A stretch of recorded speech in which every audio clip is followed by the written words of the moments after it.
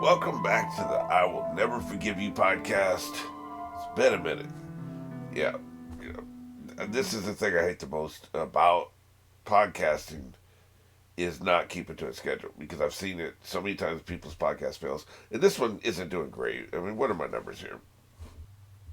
Yep, likes are trending down, views are trending down, comments are trending down.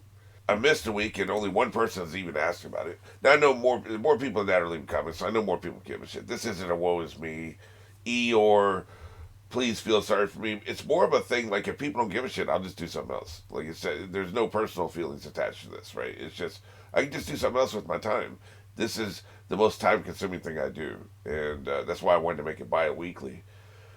But I think what I'm gonna do here is I've got I'm already a week behind. I need to do a podcast next week, and that will be December 10th. And I think what I'll do with that is I will take the rest of the year off, start back in January, and put a little more time into it. Maybe do some. Maybe I just need to start recording segments as I go. Like when I think of a hot take, just go ahead and record the segment there instead of putting it into my notes and intending to do it later. Maybe there's a way to piecemeal. I don't like that because I like the flow of doing it all at once in the same day. But that takes such a chunk of time. It's like sometimes with movie reactions. Movie reactions take so much longer than like one episode of an anime. I can sit down and do an episode of anime, and then 25 minutes later I'm done. And then it's easy to fit that into my day. Like say I have to leave at 2 o'clock and I can't come back till 4, and it's currently noon. I don't have time to get a full movie reaction in there, but I can get like 3 episodes of an anime. And so that's why a lot of times the movies get pushed back. It's because I can just the time works better, and I like to have the flow of doing something all at once. I've had to segment movie reactions. I've had to do like, okay, here I'll do 45 minutes now. I'll do more later. I've had to do that in the past, but I don't think it's ideal, right? I prefer to do it all at once so you can just have the same flow, the same flavor for the entire thing. But I just need to retool the podcast a little bit and try to figure out, what the hell am I doing here? What's a more efficient way? Because the goal is always to do it on a Sunday. It comes out on Wednesday, and I've been barely making the Wednesdays. Wednesdays a lot of times I don't. So I need a new plan, right? So I'm going to do this episode. I'm going to do the next one in January. I'll look at the numbers. Is it worth even coming back to do this? And I'll probably do it. But if there is declining interest, like I said, if there's only like 2 or 3 people that care about this, it's not worth the time investment when I'm making a ton of other people wait for things they actually want to see me do, right? See, it's all about economy of time and using your time wisely. And it would get me, I would really like to at least get 20 episodes of a podcast in. I think that would be quite most podcasts don't make it past episode 10. That would be quite an accomplishment, I think. So there's a competitive part of me that wants to at least get to, this is 18. Next episode next week will be 19, and I've got the secret podcast.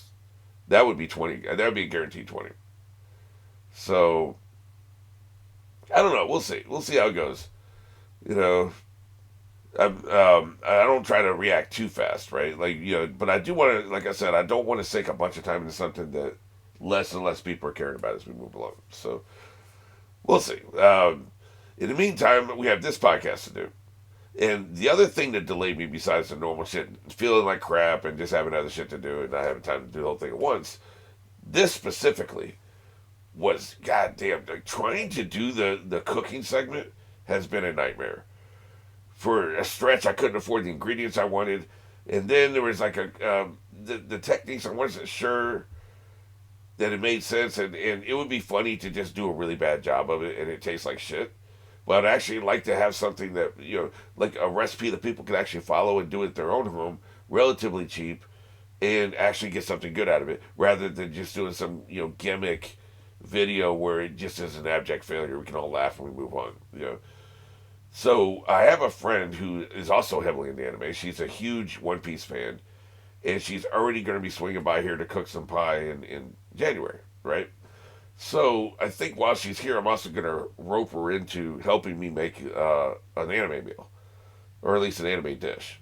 and that'll be an extra person here to help film it and interact off and play off of and everything. So I'm gonna have to table the cooking segment until January. So I'm guaranteed to at least do one in January because this is something I want to follow through on. I think it'd be a lot of fun to do. She's like she can't get her till after the holidays, so it's something I want to do. So I'm gonna do that. So I guess we're guaranteed one podcast in January. The intention is I'm not gonna stop doing a podcast. So I'm still thinking like it's an ongoing thing. It, the numbers have to keep getting progressively worse, right? But anyway, so I'm pushing back the cooking thing. I kept waiting. I was like, well, if I wait a couple extra days, can I get this cooking thing in? No, and then Thanksgiving hit, and it was like nothing. Couldn't pull it together. Shopping, grocery shopping was a nightmare last week during Thanksgiving, as you can imagine. And I just couldn't put it together. So that was the biggest thing that delayed this.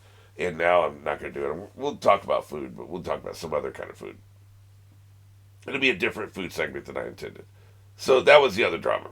So that's the state of the podcast right now. That's what we're doing. And let's go ahead and get into the actual content, which I'm going to start with the Q&A, which I already know. We've only got 11 comments this time. So that tells me it's not going to take a super long time to get through them. So this will be part of the main podcast. So let's go and get into it. Hunter Stone. I was going to comment on the DC animated post, but I forgot, so I'm going to answer them here. To be honest, my answers aren't super related to the animated stuff as I've only seen very little of it. We should do a live action version of those questions at some point. But an anime podcast, probably not the place for that. Number one, it's kind of a tie for me with a couple characters. Nightwing / the four main Robins. Grayson, Tim Drake, Jason Todd, and Damon Wayne. The hell is his name? V Infuso. He's a huge Batman fan. He does a lot of Batman videos. He hates Damon Wayne. He really hates Damon Wayne. Not Damon Wayne. Damon Wayne. You can understand my confusion. He hates that son of a bitch.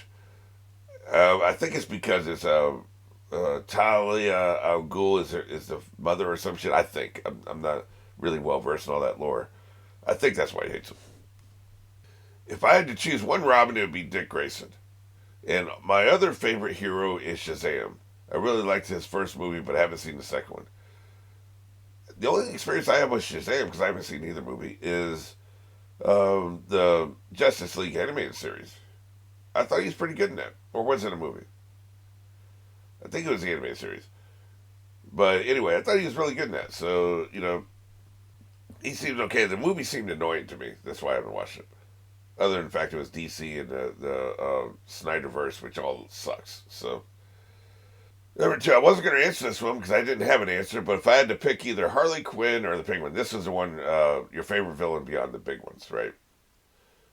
Mostly the Penguin because I really like the live action series, which I'm starting today, depending on how long this podcast takes. But I'm actually going to record the first episode of the Penguin TV series, which I'm doing over Patreon. It'll be dropping the last day of this year. That's the first episode over on tier 2. The villains. So far, watching the animated Batman series, Batman has been pretty simplistic. This is Batman more interesting or is the villains more interesting? But I've really liked the exploration of the villains in that series. In a lot of the cases, this is would be setting the tone for these villains for the next 30 years, is what I'm seeing. Harley Quinn, of course, she originated there. But also, I can see the DNA. I'm trying to think because this was happening at the same time those the Burton movies, the Burtonverse movies were being produced. And I don't think there was a lot of crosstalk or cross influence. So I'm trying to see how the series would influence things in the future. People maybe were more of a fan of the series than they were of the movies, most likely, especially the last couple movies. So you can see Scarecrow and Freeze and Poison Ivy. I think especially Poison Ivy seem to get Gotham, and I haven't seen the Snyderverse, but Gotham for sure, and the CW with some of these villains that would come into the CW. You can totally see the influence here. Joker, I think, has not stayed influenced by the animated series and has done a lot worse for it because, goddamn, man, filmmakers these days don't seem to know what the hell they're doing with Joker. They don't understand the character. They don't understand that he's supposed to be funny. They think he's just supposed to be scary. And Christopher Nolan, Heath Ledger version of Joker really made this a problem. Even though he could be funny. He has some good lines and good jokes. The Joker is supposed to be funny. He's supposed to do things because he thinks they're funny, but also be like chaotic evil. And they've leaned into the creepiness and the chaotic evil and all that shit, rather than and just ignored like the comedy aspect of it. What's the last version of the Joker that made you laugh? Like, I guess out any of them that you've seen, maybe you chuckled here and there, right? But actually laugh, the last version, the furthest back version, the most recent version of Joker that's made me laugh out loud and actually laugh is this version right here. He did in the first Tim Burton Batman movie. The Jack Nicholson one also made me laugh. Even though that wasn't an accurate version of the character, he made me laugh, but this is more recent, the anime series, by a couple years. I chuckled a couple times with Heath Ledger, and that's about it, maybe smile a couple times. You want to see a pencil magic trick, whatever. And then when he's like, hey, they keep interrupting him. He's trying to kill Commissioner Gordon, and he acts impatient, and he kind of leads into that. That was pretty funny. And then the thing with which was brilliant improv by Heath Ledger, the special effect didn't work when he was supposed to blow up the hospital. And so he goes like this, and it doesn't work. And then he starts improvising and looking at it and putting it back up and putting it back down. And then the special effect finally worked to blow up the hospital. And then he goes like this. And he played into it. It was brilliant. Absolutely. What a great actor. That was funny. But those weren't scripted. He wasn't really scripted to be funny. And maybe some of his other funny lines in the movie was the same thing, like improv, right? So, Joker's gotten worse over the years, where I think people like Poison Ivy have gotten better. Freeze is strange. I don't think anybody's ever really nailed him in a way that is satisfying to me. Not even really the animated series. I'll be honest with you, Batman series. To me, it should just be about the tragedy. The man lost his wife, and it drove him insane, and has somebody who went through debilitating grief. I can relate to him in a way like maybe I couldn't relate to him before. But it's debilitating grief and denial and rage. All those things, not just rage. And he sure as hell isn't going to be saying any one-liners just because a nice creature, a person who is basically frozen, is a little funny. It's a little silly. It's a little ridiculous. Because of that, they're also afraid. Oh, my God. We can't show that this is a little silly. We can't do that. So, we got to make sure he has a bunch of one-liners so he's, that we know that he's funny, right? Like, that we know that he's ridiculous. So let's give him some one-liners to make sure he's ridiculous. Rather than just being like, it's ridiculous until you get scared. A man wearing a hockey mask is ridiculous until you get scared. Until he just shoves his knife so far up your ass they're going to have to bury you with it. Then all of a sudden the hockey mask ain't funny anymore, is it? You can make anything ridiculous a serious thing if you push it hard enough. The Easter Bunny can be scary. Now, horror movies have tried and failed to make him scary, but he can be scary. I can make him scary. We know that Santa Claus can be scary. There have been movies doing that. So, I don't know, man. I just think that people are afraid of Freeze. They're afraid to lean into the drama and the pain and the grief. They get a little bit of the rage right, and then they want to give him some one-liners. Or make ice puns, or just have other people make ice puns. Now, Batman, he loves the pun. That's just part of his character. That's who he is. We know people like that. There are people at your job that are really good at their job, but they also have a lot of dad jokes. That's the Batman, right? He has dad jokes. He has dad joke puns. He's going to do that. That doesn't undermine the character. What undermines the character is when his own people are making ice puns, or he's making ice puns, or he's got one-liners. So, yeah, nobody knows what the hell to do with his character, in my opinion. Poison Ivy's gotten better. Joker's gotten worse. The Penguin is interesting because I can't wait to see what they do in the live-action series. Now, having seen the animated version, seeing what I guess he's supposed to be an aristocratic snob who's deformed and lonely and mad at the world because of that. And if you would accept him, then he maybe would turn his back on evil. Probably wouldn't. I mean, the TV series played with that, which I found extremely interesting. In the Pattinson movie, which I think this is the same character. It's the same penguin. It's set in that universe. In the Pattinson movie, he's just a mob boss. I didn't think there was really anything aristocratic about him or snobbish about him. I mean, it'll be interesting to see what they explore in the series. I have a feeling the series is going to be the same thing as what they did with Peacemaker. The movie is just a setup, and they don't really follow that continuity for the most part. And I know it's supposed to be the same continuity. They feel like two different characters to me, and it's for the better. The TV series version is much better than the movie version.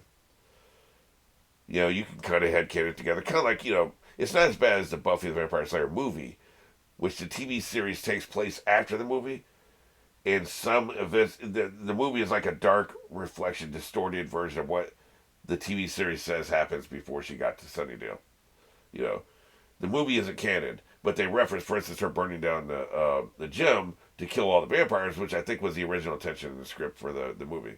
Joss Whedon wrote both, right? But then they changed a bunch of shit. And then they had that horrible ass Paul Rubens 10-minute long death. The worst thing I've ever seen committed to screen since at least the 50s.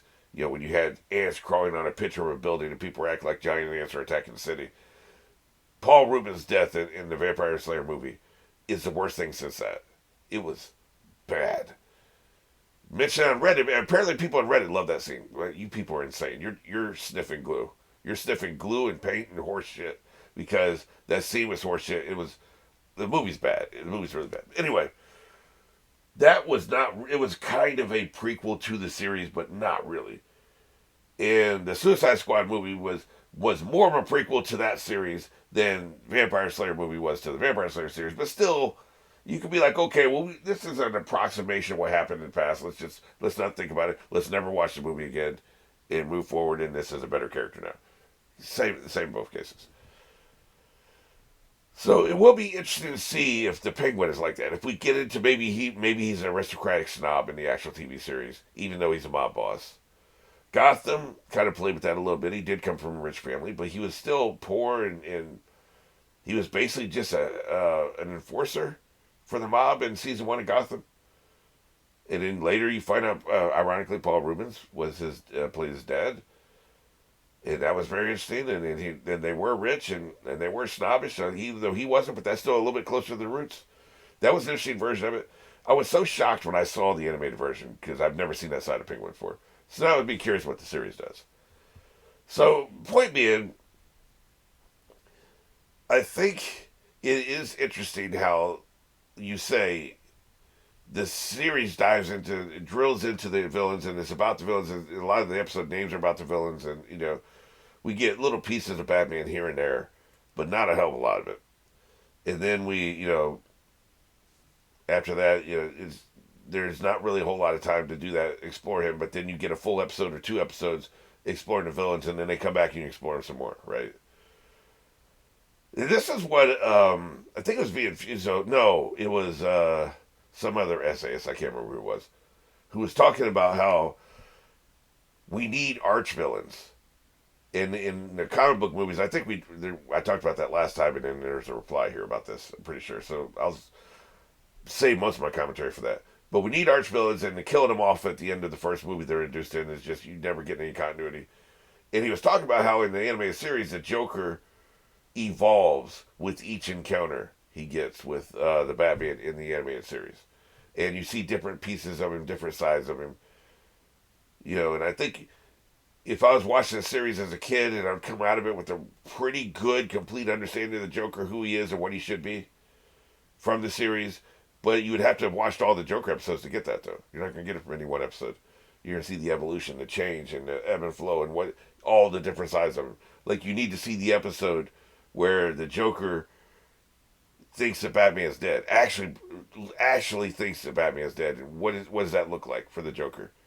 You see that, and you completely understand he's not trying to kill the Batman. The Joker isn't trying to kill Batman. You understand that in your bones after having seen that episode. So I'm just thinking that was a great episode. Mark Hamill is just an incredible voiceover actor, and I'm not saying anything new here. I'm just discovering this myself. But when he thought the Batman was dead, he's like, "I'm not gonna have a smile on my face till we put this son of a bitch in that box, and we put that box in that vat of acid." He wants to kill that dude for killing Batman, even though he's been trying to kill Batman. Right? You know, it's a very toxic relationship. So the vocal performance and delivery was fantastic. So man, just peak entertainment. To me, ramen always looks good in anime. Sadly, I've never had any though, other than Mr. Noodles. Yeah, I really want to try it. Of all the things, I don't know if I would like it. I don't know if I would like it. But of all the things I see in anime, I would definitely love to try the ramen. They put all that shit on top, right? In Naruto, anyway. It's so interesting. I don't know. Now, this is fascinating here. I didn't know this. Now, I probably was told this during Love is War, but I didn't remember it. I'm pretty sure those tiny squid in Love is War were carved hot dogs, which kind of confuses me because Japan and hot dogs don't mix. Yeah, I mean, but is it really hot dogs, though? Like, it's probably, because Germans have sausage, and I've had German sausage, authentic German sausage, very different taste and texture than American sausage. They both call it sausage. And don't get me started on the difference between biscuits and crisps and all that stuff, and chips and biscuits in the United States versus chips and biscuits in England, right? Same word, very different things. So I wonder if what they call hot dog is something else. Like it's some kind of cooked sausage. Maybe it's like a low end, cheap kind of cooked sausage. But if an American tried it after eating American hot dogs all their life, they would have a very different experience. Is that true? Or is it just literally just you could pull out a pack from an American grocery store and take it to Japan and they wouldn't notice the difference? I don't know the answer to that. I'm assuming it's somehow a little different. Maybe it's like their cheapest, smeggiest version of sausage or something. I don't know. I just think it's hilarious. They really did. They acted like that was a delicacy, like those little squid heads or whatever, where like one would fly off and they would, oh no, we can't lose it. Like it would fly off your plate, and they would try to catch it before it hit the ground so that they could still eat it. So those things must be really good. And carved sausage sounds good to me if it is sausage. Now hot dogs, obviously I can eat hot dogs. I still eat them to this day. But when I'm in the mood for like the bun and Chicago style dog is kind of what I like. I like with the peppers, no tomato, but the peppers. Or I like a coleslaw and chili with onions and mustard. I love all the toppings, but the actual meat in the bun with the toppings that's underneath all the toppings, to me, is going to be a sausage, like a sausage dog.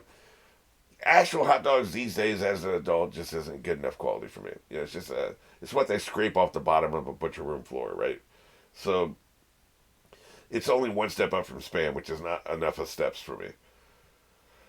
So, I don't really eat actual ass hot dogs anymore, but I still like the presentation of it all. I'll just put a sausage dog in there, and it's in a bun, which is cool. And, you put all the shit on top, right? So, I think I like every type of city toppings for hot dogs. Hey, this is the food podcast. When else am I going to have time in an anime podcast to talk about this shit? I'm doing it. We're going in. This is going to be a deep dive. But let me actually look up what those things are, because there's like 6 different cities of hot dog toppings. The first one's in New York. It's spicy brown mustard with sauerkraut or onions sauteed with tomato paste. I don't remember ever tasting tomato paste in this. I've had this. I haven't had it in New York City, but I've had it. The best hot dog I ever got was in a Chicago airport. It was obviously Chicago style. But I like the New York. I like the spicy brown mustard with sauerkraut and onions. I don't know why you're saying either. And hold the tomato paste. Okay, what the hell is this? This is Atlanta? This is apparently Atlanta style. Cool, creamy, crunchy coleslaw. That's it. Just coleslaw. I do like coleslaw on a hot dog. It's the only time I like coleslaw. I don't eat coleslaw otherwise, but on a hot dog, it's awesome. So I didn't realize this was Atlanta style, and I didn't realize that's all they did. Because I'll get it with the coleslaw and chili and coleslaw, right? Also, chili and sauerkraut I've done before, but that may be a future city. So let's look at that. Chicago style, my favorite. Now I take the tomato off if they, or I tell them hold the tomato, but the pickles, hot peppers, sweet onions, and relish. The, you got pickles on one side, you got the hot onions on the other side. They contrast perfectly. This is the perfect hot dog for me. I guess I'm a Chicago style. Although I don't like Chicago style pizza, it's ass. New York style pizza for me, but Chicago style hot dogs. So I guess I'm a Renaissance man when it comes to the food. I guess it's not all one city. In other words, now the Detroit I like. This one is smothered in beef chili, shredded cheese, and raw onions. And yeah, there's a difference between raw and cooked. Of course, you always want raw onions on your hot dog. The cooked are just too soft and stringy. They don't have enough flavor, and there's no crunch anymore. So definitely got to be fresh raw onions. San Francisco. I don't. I've been to San Francisco many times. I don't know that I ever had a San Francisco hot dog. It's wrapped or topped with bacon. It sounds really good. I don't know about the mayo. I guess they'd be doing bacon, lettuce, and tomato BLT hot dog. I don't know, man. The bacon sounds interesting. You'd have to do something else up for me. They wouldn't be a San Francisco anymore. So I guess I don't like. We gotta we gotta play it straight, right? A San Francisco dog or any city's dog, you gotta take it as is. Now, like I said, Chicago, I pulled the tomato off, but that's one alteration. It's not an addition. It's just an oops, damn, the tomato fell off. Well, it's still a Chicago dog, in my opinion. But I don't think you can like alter a bunch of shit and then still call it that city. So we're not talking about what I would personally make with my own ingredients. You have to follow the city recipe. So in this case, I guess I just wouldn't do the San Francisco dog. Although it doesn't say it has to have mayo. It says it's common to have mayo. And I think we're down to the bullshit now. The only ones I'd ever heard of was Detroit, Chicago, New York. So far, I thought there was like 4 or 5. They're saying there's 9. Like for instance, one of my point is Tuscan and Phoenix. The hell are you talking about, man? That sounds like some made up bullshit.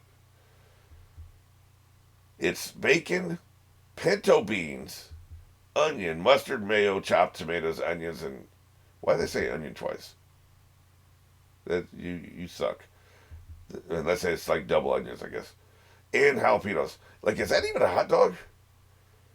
Like, or a bun? Is that doesn't even look like a hot dog bun? It looks like a bread bowl. Like, you're getting this is soup, man. This isn't a damn hot dog. This is some made up bullshit. Some new wave Zoomer bullshit, man. That ain't a real thing that's been around. Y'all are weird in Phoenix. It's going to get progressively weirder, isn't it? The Milwaukee. It's sausage on a toasted hard roll, not a hot dog bun, with butter, spicy mustard, not ketchup. I approve of that message because ketchup sucks. Sweet pickles, not lettuce, and sauerkraut. Why is half of this what it's not? Just tell us what it is, asshole. Recipe isn't here's your chili. Don't put sauerkraut in it. Yeah, well, no shit. Who the hell's going to put sauerkraut? Like, just give us what it is. Don't give us what it isn't, man. Half this damn recipe is giving us what it's not. So that's a little stupid. All right, the first thing you need to know about this steak recipe is don't put tuna on it. Well, now, no shit. That is a weird way to give a recipe. Never heard of it. I think it's bullshit. Although I do like I said, I prefer a sausage dog. Newark, huh? The Italian dog is king. So it's an Italian, all beef hot dogs, Italian roll rather than bun, peppers, onions, and fried potatoes. Fried potatoes. I would want to try that. I would want to try that. That definitely sounds interesting. Although it's probably another bullshit thing I've never heard of before because I have never heard of it before.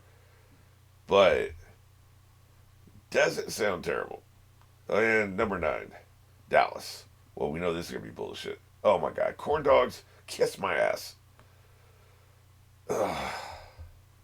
Apparently Dallas is where... Oh no, there's some controversy where corn dogs are first created. wasting my goddamn time. That ain't. They just needed a long enough article to get all their ads in, right? So they had the four legit ones.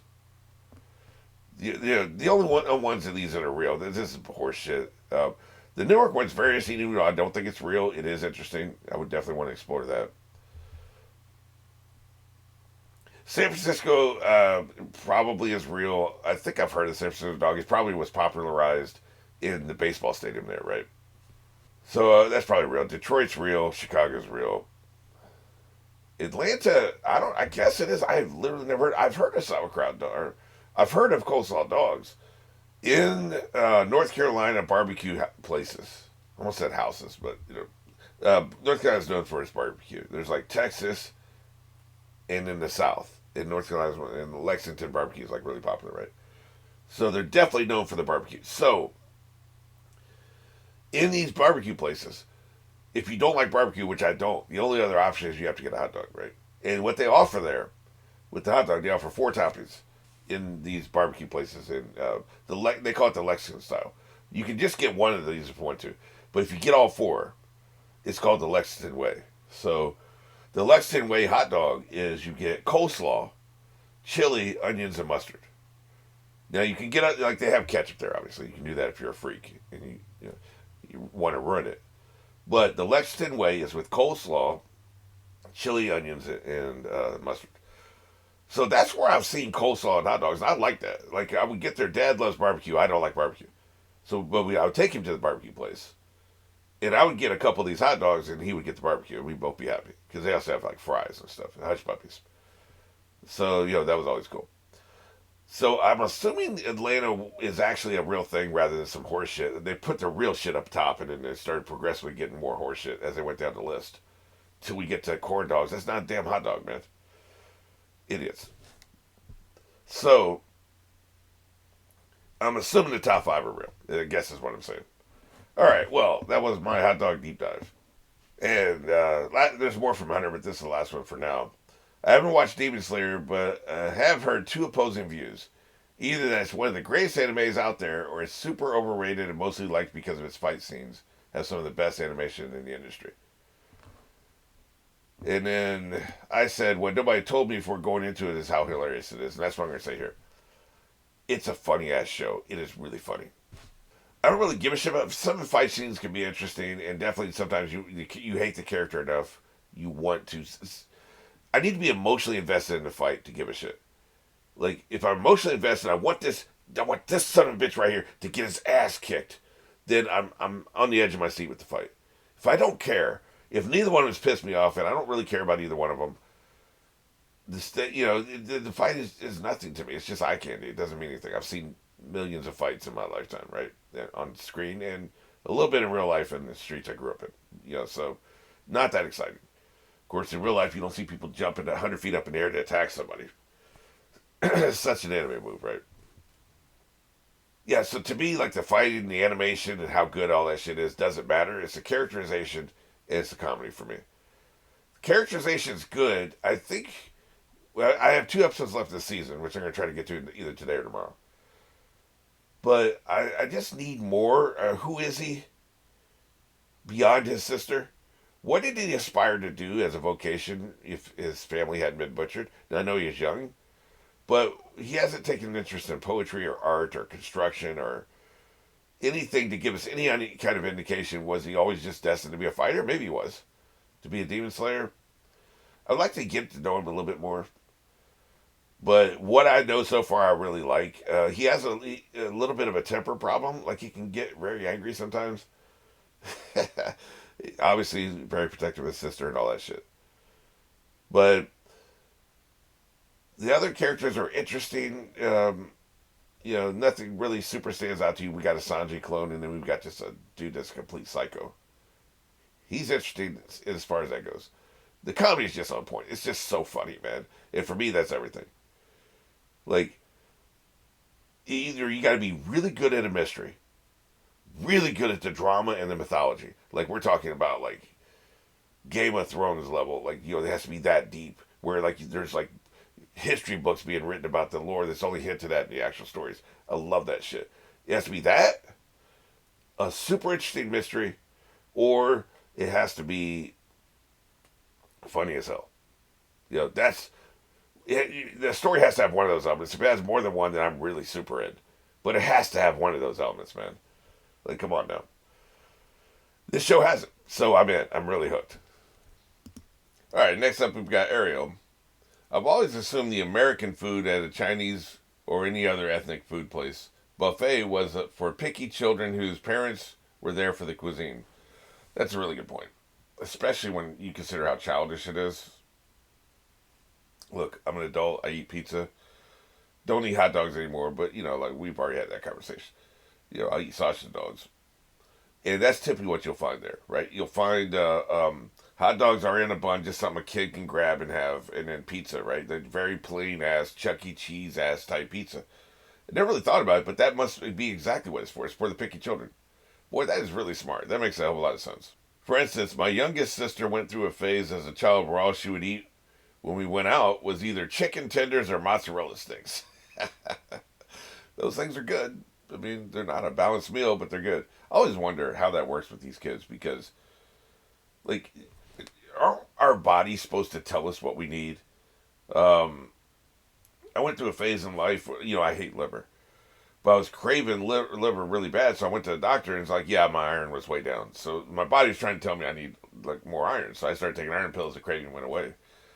We've all heard about pregnant women with their cravings and just other things. Like every now and then, you have a craving for something you haven't had in a long time, and that's probably your body telling you need this nutrient, you need this vitamin or something.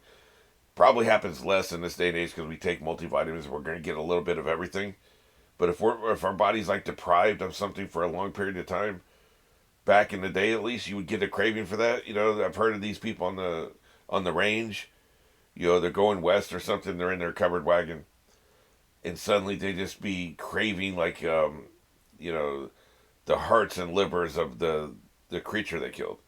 Normally they throw that shit away, but it's like, wow, I really want that. That's your body trying to tell you you're missing something.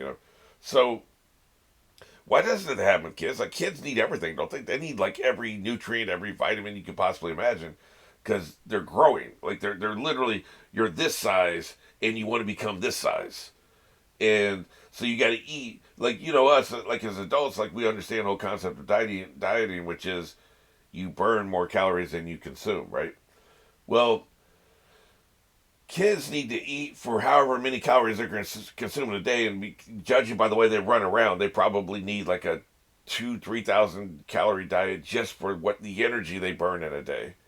But then I assume they need like an additional 1,000 or more calories because in addition to all that shit, you're also getting bigger. You're growing. Like you're getting larger. And it's wild to me that this happens. Like this is just the course of life. We don't really examine it much or interrogate it, but like we're this small, we get this big, and then we just stop. We don't keep growing for our entire lives.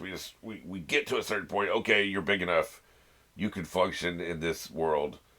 That's all you get, right? And some people get tall, some people don't. But like there's a height they're genetically predisposed to, and then their diet can give a margin of error of like 3 inches either way, right? Like if you have a super good diet, maybe you were genetically disposed to 5'10", but you become 6'1", like me, right? I became 6'1" maybe because I had a good diet growing up, but I was genetically I would be probably about 5'10". And if I'd had a poor diet, I would have ended up 5'7", like when I was a kid. So, you got that range of about 3 inches either way, depending on your diet and how much you got and, how much you were exercising or working out or whatever as a kid, and, how much sleep you got probably. There's probably so many factors, right? Weather's probably even a factor. Like if it's cold 9 months a year, maybe you get larger, wider, but not as tall or something. I don't know. But I wonder about that. Like these kids need so many goddamn calories. Why is their body like this is all I want to eat? Now I know some of it's psychological, but how do you get through that phase without starving to death? How do you get through that phase without stunting your growth? If you only eat they have what they call rabbit poisoning, where if you're only eating like because rabbit's like really lean meat, right?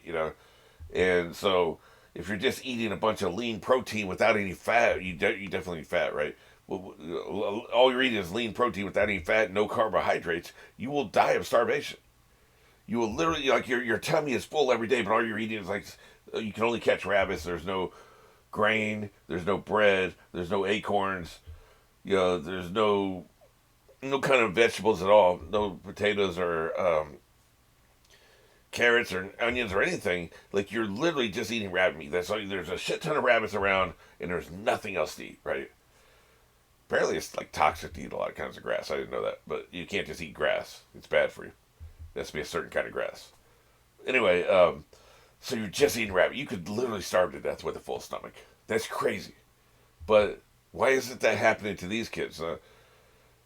Maybe it's being a little bit hyperbolic. Won't eat anything but. And also, you said when they go out. But I know of kids, like, there's some kids where they go through a phase that's literally all home or away. When they're at home or they go somewhere, this is all they eat. That's it. The dinosaur, it has to be the dinosaur chicken nuggets, right? That's all they will have. Now, I know there's a breading on that, so they're getting some bread, and they're getting some protein, and maybe they eat the Flintstone vitamins, which helps. I don't know. I wonder two things. One, why does this stunt their growth and actually hurt their health? And two, why is their body not making them eat something? Their body, like, idiot, eat some of those carbohydrates, eat some of that rice, eat some of that mac and cheese. Like, makes you eat this other thing to go together with this. Chicken nuggets probably pretty good for you because you got the protein. The chicken's relatively lean, and then you get the breading, so you're getting some carbohydrates and breading. Not much fat there, but you need the fat. But I wonder, like, why doesn't the child body just, like, crave like we do? Like, this is an evolutionary thing. We do this. Why, at that point in their life, do they not have that? They don't. This is such a common thing. The picky eater kid is such a common thing. I don't understand what that is biologically. Like, and I'm not going to solve it here because I'm not a scientist. But I'm very curious about that because you would think, intellectually, you would think that craving things like my body needs a hell of a lot more than this, you little brat, start eating a balanced diet. Because we're trying to not just maintain what you're doing on a daily basis, we're trying to get you bigger. Why doesn't that happen? I don't know. It's a mystery to me. But now she's a less picky eater than I am. Hilarious. It's also so interesting to me. I recently reconnected with a cousin I have not seen or talked to in 40 years. But growing up, like the first 11, 12 years of our life, we were really close. And then she moved away, and then just, back then there was no internet to stay, no FaceTime, no email, no texting, so just kind of drifted by the wayside. But, so I knew her as 11 and 12, and now I know her as, 52 or something, 53. Married, adult kids, grandmother, and missed everything in between. So, like, you, like, have been seeing your sister all along, I assume. So, like, but I still see her as that little 10-year-old I knew and the 11-year-old I knew. And, she was a kind of a brat. And, we'd fight a little bit, but we had a lot of fun times. She was funny. And now she's a grown-ass woman with grandkids, right? Like, it's just, this is the thing that happens when you get old. You just always still see that person as that child. And so now I can retroactively be not so mad at my grandparents. I had a childish nickname that was a play off my real name. And I hated it. I really, really hated it a lot. And I can understand now, like, because as I got older, like, there was, my father's mother was still calling me this childish nickname when I was 20, 21, 22, 25. I was like, I'm not a kid anymore. Enough with this stupid name. And she just couldn't see me any other way. And now I get that. It's hard to mentally age the person up, from what you do. I don't know what it is about, somebody being around 12 or something, but that's like when I would meet these voiceover actors and the first time they worked for me, they'd be 12 and now they're 25. I still see them as a little girl or a little boy, right? It's just like, not 12 isn't little, you know what I mean? Comparatively speaking. So it's hard to mentally age them up. I have two godchildren, right? And the same thing with them, because I've known them literally all their lives, since they were in diapers. And so it's hard, and one of them's 17 and one of them's like 19 or 20 now, and it's like, it's hard to mentally age them up. I still see them as that little tiny, like, 5-year-old ranting about something, dinosaurs or something. But they're older now. So it's just interesting. You probably still, every now and then you'll look at your sister and you'll see somebody who still is that picky eater who's like a pain in the ass when you go out to eat. So there better be some chicken tenders on the buffet, right? Like, you probably still see that in your head, even though they're grown as hell and family and shit. I don't know. I just think it's interesting how that can happen to us.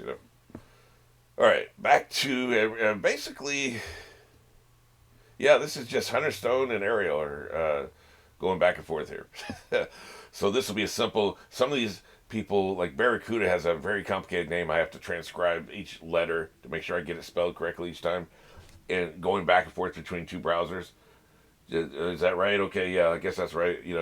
I have to do that because my video editor takes up the entire screen, right? So I have to minimize that, look at the spelling, go back up, put two letters in, minimize it, look at the spelling, because it's just a complicated name, and I don't want to misspell the name. But we got off. I love Barracuda's comments, but at least this will be very easy to. I just have to switch back and forth between two names. So that's what we got going on this stuff. It's kind of what I was talking about. There's usually more people, leaving comments, and the interest seems to be waning a little bit, or I've just become more boring. But well, it doesn't matter why. The interest could be waning because I'm more boring. It's just that simple. I mean, why else would it wane? Other than, the holidays, I guess. Leading up to the last time this came out, people are getting ready for Thanksgiving, and there's a lot to do. And now we got Christmas shopping, so there's less time probably for podcasting and stuff like that. Another reason not to overreact. I would probably need to see the January numbers after all the holiday shit is done, and we're back to the grind of the daily work and shit. See what those numbers are in January. Yeah, as I talk this out, I don't think I factored in the holidays. But yeah, we'll see what the comments are like next time. Anyway, so we're back to Hunter Stone. I recently watched a sitcom that was canceled, and the finale episode was basically a normal episode. I was so sad, and the show turned out to be one of my favorite sitcoms of all time. If anyone is curious, it was American Housewife. I was curious. I was about to ask you what it was. Let me just look up how long the run was. What's happening lately with a lot of these shows, especially half-hour format shows, for some reason, they get a 2-season initial order, and then that's all you're going to get, right? Especially animated, by the way. They do 2 seasons. It's really one long season, and they break it up into 2 seasons. It feels familiar to me. Somebody with 5 seasons. A confident wife and mother of 3 raises her imperfect family among the cookie cutter, Jesus, families in a wealthy town. The premise doesn't sound like anything at all. So it must be the execution. I don't think it's premise. Sometimes the premise is excellent, and then the execution maybe is good or bad. Like Herman's Head, the premise is excellent. We're hearing his internal life. Basically, In and Out was a ripoff of Herman's Head because, basically in Herman's Head, he has a bunch of different people in his head, and they're talking to each other, and they're arguing, and they're trying to decide what we're going to do, right? So that was brilliant. It was a great concept. I loved the premise and the concept. The execution was very flawed, which is why most people have never heard the series now. But the premise was brilliant. I haven't seen it, but there's some sitcom about the last man on Earth. That's a pretty interesting premise. I don't know how that would work as a sitcom. You have to have other people. I don't know how that would work. The premise of Red Dwarf is brilliant, and it was executed brilliantly. This is a super bland premise, but it lasted 5 seasons, so it has to have been executed immaculately. It's probably the way the characters play off each other. So, but yeah, I'd never heard that. But yeah, it does blow that, like, after 5 seasons, they didn't get a proper send-off. That's pretty bad. Anything more than 4 seasons, they should get a really special finale. Because it's hard to do. Anything approaching, a lot of times seasons are 13 episodes these days. But anything approaching 100 episodes, you have really accomplished something in TV. Because 90% of shows do not cross the 100 episode threshold. Sliders, one of the most iconic series ever, only made it to 88. Most shows do not make it to 100. That's why it's such a big deal. Yeah, so kind of a bummer that they didn't get that. Hunter, it took my mom a long time to find a piracy website that held her favorite soap opera. They're not easily accessible on pirate sites either. Yeah, because pirates know that shit is trash. Disposable popcorn, cotton candy ass entertainment. Like I said, the only thing really, really interesting about it would be the deep dive into a character over years and decades. I saw this character in high school, and now I'm seeing this character be a grandfather. Kind of what I was talking about before, but you get the actual. That there's no way you have the 5,000 episodes in your video library unless you got those people be taping them and just keeping them, right? That'll happen. There's no way in hell you have that, but like if you did, you could just sit there and just isolate this one character and just check out this character's life over the course of 40 years. That is fascinating. I would love that. Now, if you did it that way, be like, wow, this is wildly inconsistent. They're fiscally conservative and socially liberal, and then 10 years later it's the opposite, and then 10 years later it's the opposite again. Some people could do that, but like, why were you so puritanical in the 70s, but now you're a whore in the 80s, and now you're judging your kids for like one date at 12 or something, like in the 80s, and so on, right? Like this character could be wildly consistent. That wouldn't be interesting, but if they were consistent, if you could see an evolution of them, like these are the mistakes they made back here when they were 20, and they tell they're giving their kids advice when they're 40, and you know exactly where that advice is coming from because of what they went through when they were 20. That would just be an incredible achievement for entertainment. You never get that. We have to read between the lines for 90% of what we get of the characterization we get. You know, if a woman is harsh with her daughter, and then you later find out that like she didn't have a great relationship with her own mother, you can be okay. Well, that was why. Like maybe her mother was too soft, but you don't know. You have to kind of fill in the blanks and connect the pieces. Maybe she was an absentee mother, so you as a mother to your own daughter wants to be there. Every phase of the way, every step of the way. Or maybe she was a helicopter mother. And so you want to, you don't have a strong leash on your kid because you're what you do is a reaction to the kind of parenting you got, right? Like usually it's the other way to a certain degree. But we have to intuit all that. We have to assume that because we didn't see, 20 years ago that her mother was a helicopter parent and that's why she's so lax with her own kid. You know, we just have to intuit it. So, in theory, it would be great. That's the one redeeming quality I think of a sitcom, of a soap opera. I mean, sitcoms are lasting long too sometimes, but of a soap opera. Because I'm thinking, like, you had Frasier, was it 9 years of Cheers and 11 years of Frasier? Or was it 11 years of Cheers and 9 years of Frasier? I can't remember. He played the same character for 20 years. And there was some inconsistency with this son that was introduced in Cheers, and when he got his own show, they still had to keep the son, but I think the age changed or something changed. I don't remember what it was. But there was, because I never watched either show, but there was some inconsistency there, but like, because I don't know if he's a straight man. He feels like he probably was a straight man. So you wouldn't see much character growth or arcs or stuff like that over the course of the 20 years. Plus, he's one of 12 in Cheers. And wouldn't even be in every episode. And then, of course, then he takes center stage for then his run on Frasier. That's that and Grey's Anatomy are the only two non-soap operas I can think of where you get multiple decades with the same character. The potential for that, what I'm talking about, the long-term story growth, the long-term character growth. It's pretty rare. For me, that's the only redeeming quality of soap operas. But people like them on, and again, like I said last time, I'm not shitting on that. Speaking of which, I thought Ariel was going to be talking about soap operas. No, she's talking about Apothecary Diaries. We have seen a circumstance where the concubines in Apothecary Diaries are outside of the inner court. The garden party. It happens twice a year where the ladies in waiting for the concubines get to mingle with the masses get to mingle with the males that aren't eunuchs, like military officers, and can receive hairpins from them. But it seems like this is one of the only circumstances where we see the concubines outside the rear palace. And of course, many officials and the emperor himself in attendance. And I'm sure it's not really stated outright, but I assume there is some kind of infrastructure where there are people keeping eyes on these women, especially during these parties.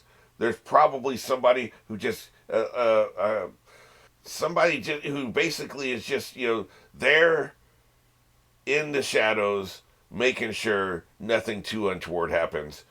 Of anything. Like, there could be like an intrigue happening where like they're passing messages, coded messages or something like that. I'm going to leave this door open. You can bring the people in through that way.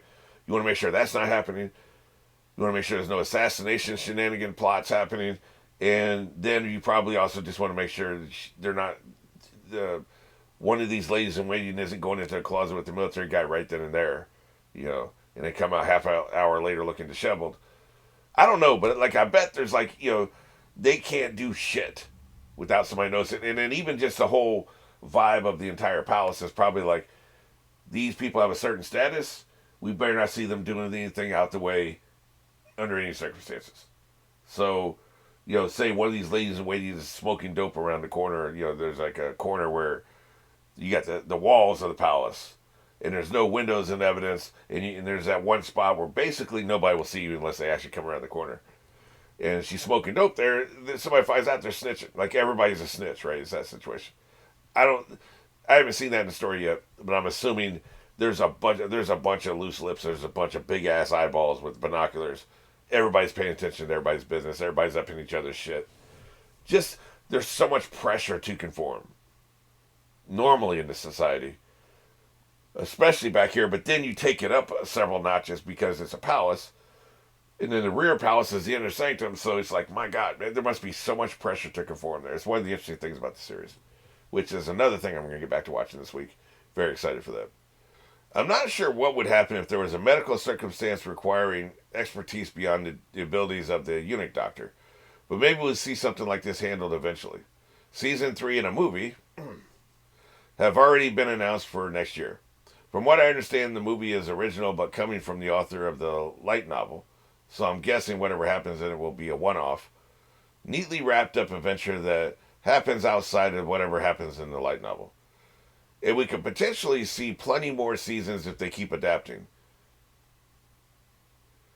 Seasons 1 and 2 adapted the content of the first 4 volumes of the light novel, so 2 volumes per season. And I think there are currently 16 volumes that have been released. Jesus Christ. Wow. That's a lot. Hey, and I'm not complaining. This show can go on forever as far as I'm concerned. It is brilliant. It is really, really good. And finally, I can relate on feeling morbid about a decade or so. I was in a dark place and was partly convinced that I wasn't going to make it to 40. Or just suicidal ideation, feeling like I didn't want to live much longer. But I'm in a much better place now. Even though physically I'm feeling the effects of getting older a lot more. Yeah, that's definitely happening. Than I was then. Hopefully nothing too serious physically is wrong with you, and the morbidity you feeling will pass. I can't say for you, of course. But I know for me, it was more that my mind was in a dark place, more so than my body. Though physical ailments can exacerbate it, or an unhealthy mental state, and vice versa. Yeah, I mean, that's all true. And sorry to hear that you're struggling. I think we all have a point when we're struggling.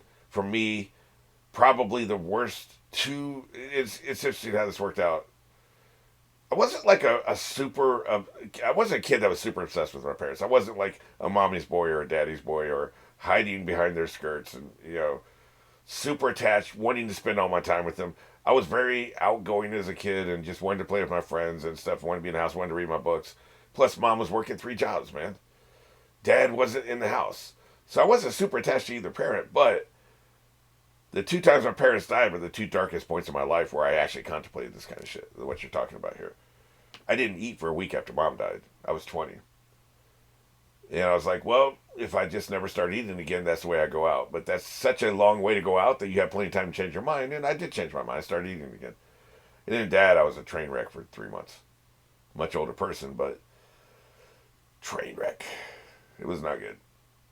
So those are the 2 darkest points of my life. Here, I don't think I did a good job communicating what I mean when I say I don't think I'm going to make it much longer. It's much more abstract than that. And I'll give you an example. Like, I have a view on life when it comes to me personally.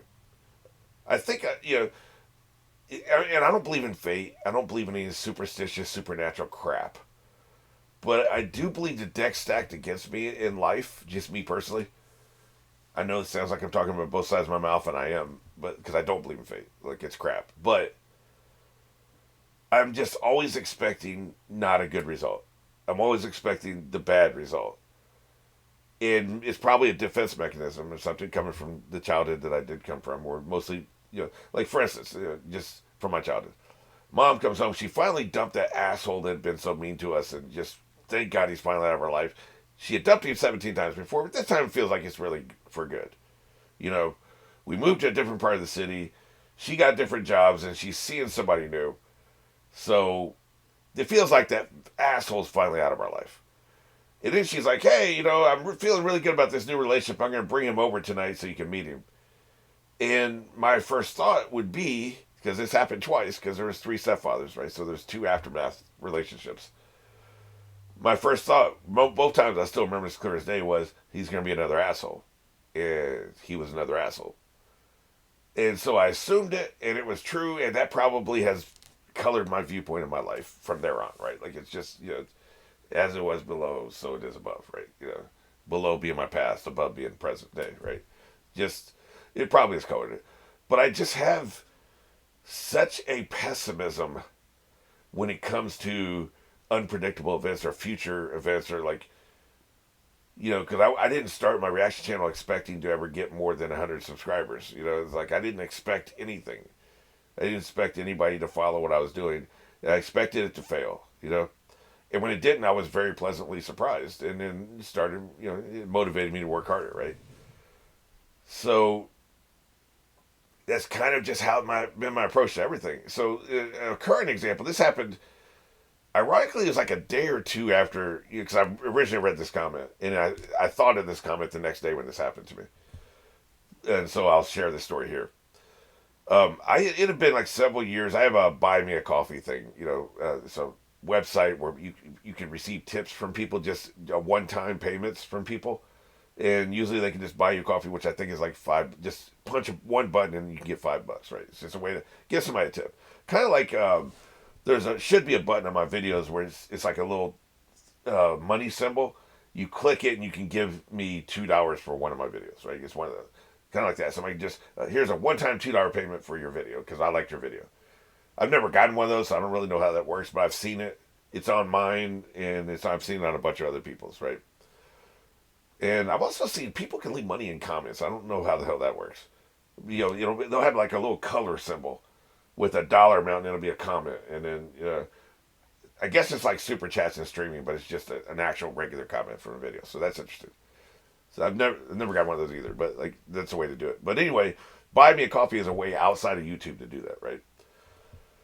And so I set it up a couple years ago because I was really struggling with my being able to come up with the money. I didn't realize that I was going to have to pay for the video hosting for my Patreon. Like I'd completely spaced it, forgot that it came in July. It comes every July, right?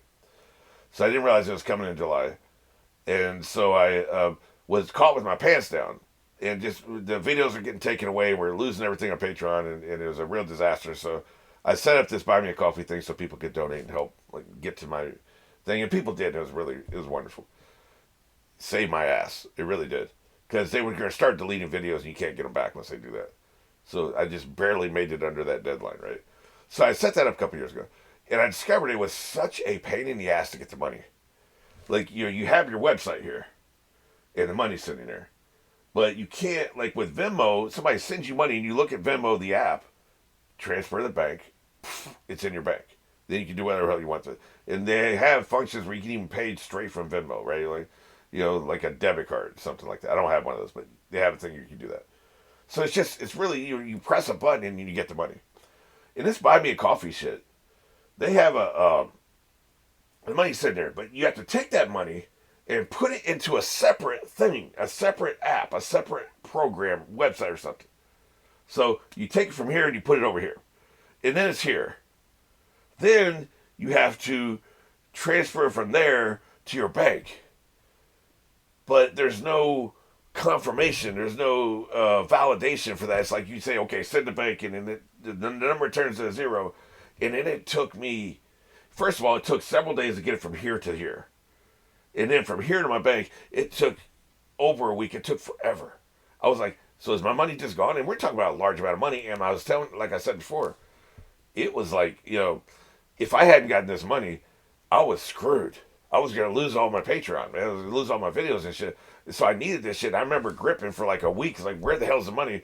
When am I going to get it? And it finally arrived. It took forever. And there was no like, ask a question, follow up. There's no tracking. Like when you send a package, you see tracking. There's no tracking for the money. There's nobody I could ask. I just had to sit there and hope I would ever receive it, right? So I've never promoted Buy Me a Coffee since then. I still have it, but I've never promoted it.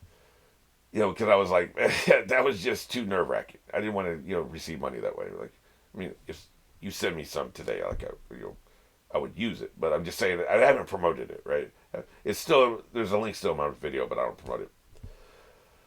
It was such a pain in the ass. But it had been like 2 years, and I was like, well, maybe this gotten better. I should probably check in because there's like there's some of these websites where you get money from that if you take too long, you lose the money. Like TuneCore was how I used to get paid. I used to have audio plays on iTunes.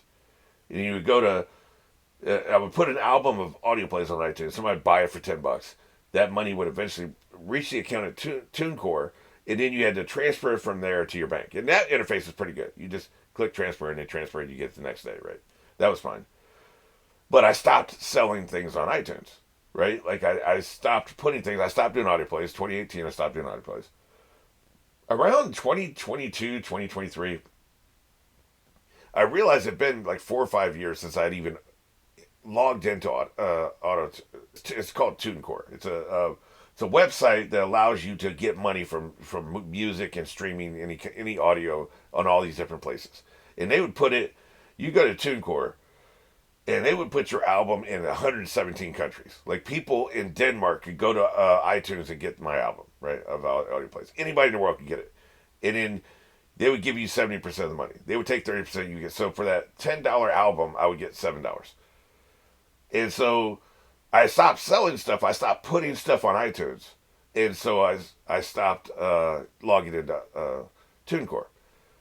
And so for 5 years, I was fine. Then they sent me an email that said, look, you haven't logged in 5 years. You have money, so you're going to lose this money. If you don't log in the next 30 days, you're going to lose this money. So I was like, shit, they're going to take away my money because I forgot to go and check it. So I logged in. It was a real pain in the ass because it had been 5 years, so you have to triple, 3-factor validation, whatever they call it.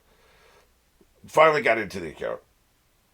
And it was like $28 or something. It had accumulated from sales of stuff that has still been up. After a year, it goes away, by the way. You have to pay a fee. I think it's like, I can't remember, it's like $5 or $10 to have an album hosted on iTunes for a year. And then after a year, you have to pay them again, another $5 or $10, or they take it away. And so I was just going to let them all lapse and expire. But between the time I stopped going to TuneCore and it expired, I had accumulated another $28, right? So I had $28 in there. So, hey, I got $28. I bought me a lunch or something, some groceries.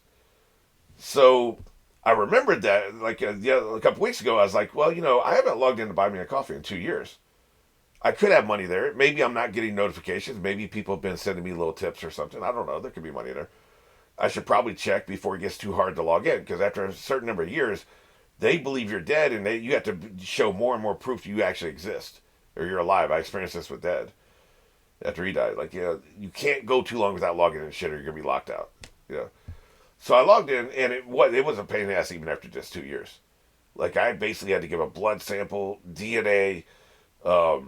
It was ridiculous. Like, I had to fill out a form, and they had to send me stuff to the emails and text, and I don't have the same phone number anymore, so that was a bigger problem. They didn't like that. So it was like, it was a whole pain in the ass. It was a whole thing. So I finally log in, and it said I had $280 in there. $280 sitting there. I was like, oh my God, I could really use that shit. Hell, if this had transpired and I'd actually gotten this money, we would have done that like anime food video. One of the biggest problems is that the ingredients are so goddamn expensive. And so that would have happened, right? Like, there were so many different ways I could use this money. I was like, oh my God, this is so awesome. So, but even as I saw that, I was like, there's 2 things wrong with this. It's showing me $280. But the 2 things wrong with this are, I never got a notification in the past 2 years of any of these transactions. Like, anybody sending me anything. So that's weird. And that I'm not sure, but that seems suspiciously like the exact same amount that I had last time that I needed to pay this website. Because the blood sucking assholes at the website, it's like $300-400 a year to video host all the videos on Patreon. Man, it's ridiculous. Because I'm at a level where like I'm trying to get, I've got like 4 terabytes. I'm running out of that, so I don't know what the hell I'm gonna do with there. That's a whole separate problem. But it's expensive as hell. So like I'd raised some money, and then the 280 from a couple years ago saved my ass. But I was like, that seems like the same amount, and I don't remember ever getting a notification. And it's possible you don't get notifications. It can be targeted as spam, and it goes in your spam folder. You never see it. I never check spam folder. I should, but I don't. So it's like I'm gonna explore this and see if I can get this money. But my pessimism, my cynicism, is that this isn't real. This is a mirage of some sort. It's like it doesn't know the money's gone, even though it's gone from 2 years ago. Like maybe it's a function of the fact it's been 2 years and I had never logged in again because it was such a pain in the ass. I literally never logged in again once the money hit my account. So maybe it just thinks it's there and it's not there. So that was my assumption. But I still got really excited. I still got really excited thinking about what I could do with this money. Right? I said, oh my God, this is so awesome. This is such an unexpected boon. So I was getting carried away, and as I was mentally, getting my grocery list together and thinking about what kind of anime food. Literally, was thinking about the anime food that I could make and all that shit. So I was getting excited despite my cynicism. So then I go to that second site I told you about. I said, okay, transfer over. It said, okay, and it says it'll transfer it over. I go to that second site, and the second site was even bigger pain in the ass to log into because it's a separate thing. They're two separate things. I don't know why it has to be two, but it is. Finally get into there. This burned up an hour. This is so stupid. So I get over there, and it says, you got nothing. You have no money. There is nothing here. So I go back to the original site, the Buy Me a Coffee site, and now it says zero. So it was a mirage. It was just, I had never logged in again after the money had been there. So it hadn't done the handshake thing. Hey, you got the money? Yes, you got the money. So we don't no longer have the money. It was bullshit ghost numbers that were in the app. And remember, it took an hour to go through all these logins. So for an hour, I'm thinking I have all this money. And I'm already mentally, putting together grocery lists and just excited and thinking about all the shit I'm going to do and all this stuff. But when I saw the zeros and I realized, okay, this was just a mirage, it was all bullshit. I didn't feel sad. I didn't feel angry. I didn't feel depressed. What I felt was, okay, that makes sense. That's what I thought it was. And that was it. And I imagine there are other people in the world who would actually have been angry and been pissed off or depressed, like, God damn it. I should have known but not to get my hopes up. And the funny thing was, I had gotten my hopes up. But my cynicism is ingrained so deeply into me. And this has always been the case. As long as I can remember anyway, as an adult. When bad things happen, I don't have an emotional reaction to it. When I get dumped. When I lose a job. The worst time I ever got fired, I was just completely incompetent. I was terrible. Like, I'm an architectural engineer AutoCAD drafter. That's what I went to college for. I am not an industrial engineer AutoCAD drafter. Those are two different things. They sound similar. They are completely different things. It's like the difference between speaking Spanish and speaking Mandarin Chinese or whatever, right? Mandalorian Chinese. What is that? I don't know. Speaking Chinese. It's like the difference between speaking Spanish and Chinese. These are two completely different things. And I tried to do an industrial drafting job because I was desperate for money. And I was terrible. I was fucking terrible. I was awful. So, I got fired. And I knew I was going to get fired because I was so bad. But then I got fired, and she's like, we're going to walk you over here and we're going to process this paperwork. And she hadn't told me yet I was fired. But, like, it was obvious, right? So I'm following her. And knowing she's about to tell me I'm fired. And all I could think of was Mary Poppins saying, sacked. I'm never sacked. And I had never been fired before in my life at this point. From anything. I'd always, I was very successful in college and all this stuff. And just every job, The biggest job I ever had before that was because a guy died, right? I was a teacher assistant, teacher died. So I had never been fired. And I kept thinking the Mary Poppins quote, sacked, I'm never sacked. And it was a little amusing, but like it was a horrible day, but I wasn't sad or depressed or angry or like defensive. Yeah, when she got me to the office and started talking about process of paperwork, yeah, we're going to have to let you go. This isn't working out. I was like, yeah, I just should have never tried this. I literally said that. And she was really tense. She thought I was going to be angry. Like, she was very nervous, right? And I started joking, and she relaxed. And it made her feel a lot better. But, I started joking about the fact, look, I'm an architectural engineer. I should have never tried this. I wanted to see if I could do it. I'm sorry I wasted your time. And so it was actually a very pleasant conversation. But it's always been my thing where it's like when the really bad things happen. Here, I get more angry about minor annoyances in fiction. You see me get angry about fiction, right? I get the petty shit that my hot takes, where I'm not faking the emotion. I really feel these things. I get more emotion about that shit than being fired or having $280 just disappear when I thought I was going to have it, right? Like, so I said I would say this.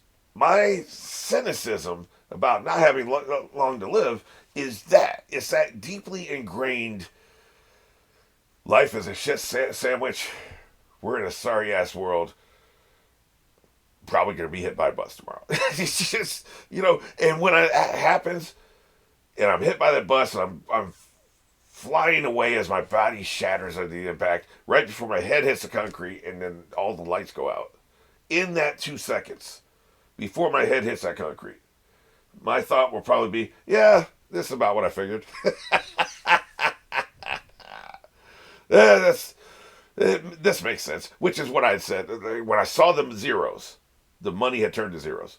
I said, that makes sense. That's what I thought.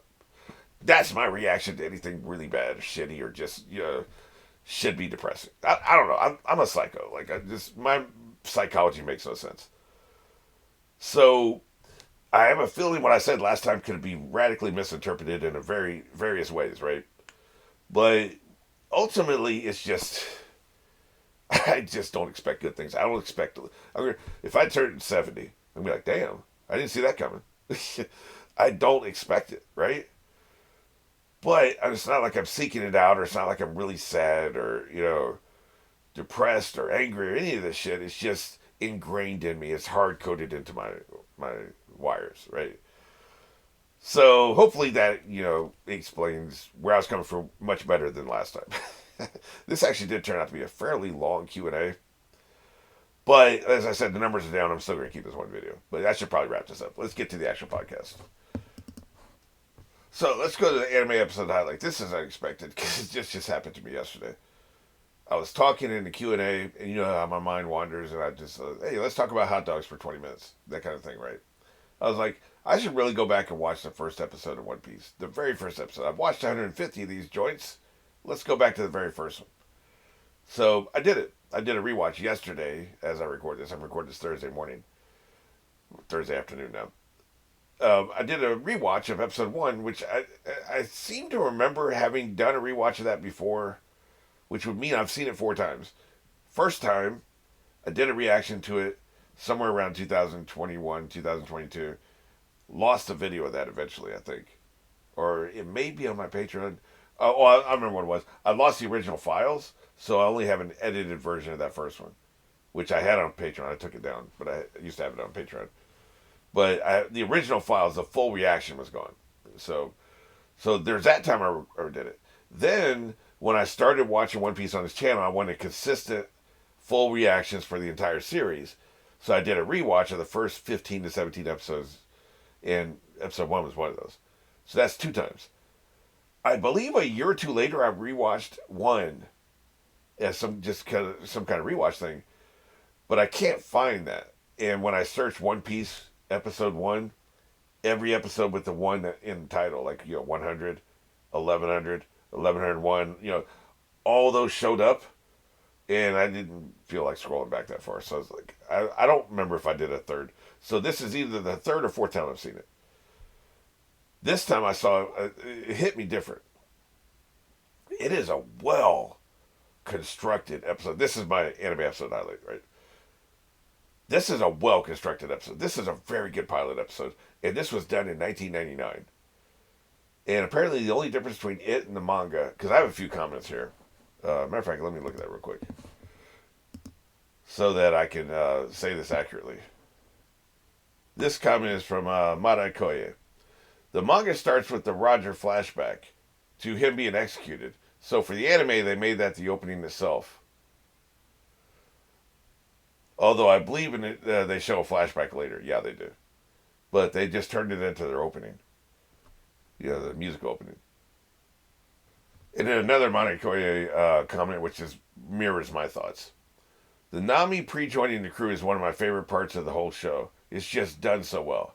And more importantly, we get Nami pre-Sanji, which is the best Nami in my opinion. I would love to hear you elaborate what you mean specifically about pre-Sanji. You think Sanji brings the worst out of her? You think it makes her more sexual? I don't know what you mean there. So I'd be very curious if you could expand on what you're saying, what you mean by Nami pre-Sanji. I agree. I love her in this episode. There's, when you first start this series, you don't know any of these characters. You don't know who these people are. So she gets introduced to us. She's wearing a dress. She's all shy and sweet. A guy offers a dance. She says no, thank you. And then the attack happens. And then she runs. And then she runs around a corner. She rips her dress off. And she has my favorite Nami outfit on, which is a bandana, a blue jersey type shirt, jeans or some kind of pants. The female pirate outfit is perfect. I love it. The interesting thing about it is she's not a pirate. Like, she's a thief. Well, some people say the same thing. I kind of agree with that, but she hates pirates for good reason, but she does. But I love her outfit, and they didn't make her breast ridiculously large at this point. It was just normal. She looked normal, and something about the bandana and the jersey and the pants is just super cute. I guess I'm a girl next door type dude, right? But very, very cute. It's a great outfit. She has this mischievous grin on her face the entire time. She's always 3 steps ahead of everybody around her. They're doing this, she's doing that. She's going over, if they're attacking the other ship, she goes onto their ship and she's stealing their shit. And then she's gonna steal one of their boats. And then Luffy gets a boat and goes into the water, and then she's already there securing her treasure, the back of the boat. And I love that moment where they kind of look at each other and but she's grinding the entire episode. She's in motion. She's doing shenanigans. She kicks a guy in the nuts. She's adaptable. I love her character. I wish this was still her character. Things evolve, people evolve. She's become a den mother, which is a very different kind of character. But we don't see her moving and operating and having a mischievous grin on her face anymore. We don't see her going undercover really. Now she's just on the radio screaming at everybody to hurry up and get to the ship. Currently where I'm at in the series. So I agree. This is my favorite Nami. This was a highlight of the episode, and there's so many highlights. The weirdest thing is Colby is so different here, and I know he grows up, but there's only 2 years. Physically growing up doesn't make any sense. The emotional growth kind of makes sense, but this episode really sets him on his path because he's such a wimp at first. He's just a soft piece of goo, whatever. He's just so he's Play-Doh, he's silly putty, right? And coming off of episode 1150, where he's such a badass, he's in the hospital convalescent, he's not afraid of anything. He'll stand up for what he believes. It'll be interesting to see what he believes after the Vegapunk transmission. That'll be extremely interesting. Does he? I speculate that he's going to leave the Navy. Rebel. But if he does that, or if he doesn't do it, he's going to be a man of his convictions, right? So I just think that is so radically different. They feel like 2 different characters, and they look completely different. And there's no way he changed physically from this to this in just 2.5 years. I just don't believe it. So that's a retcon, but it's fine. But that's kind of a culture clash going back and seeing what he was like in the pilot episode. But it was so interesting watching the pilot episode, and I was talking in the rewind about how you have 4 characters who get a moderate amount of screen time or more that were in the pilot episode.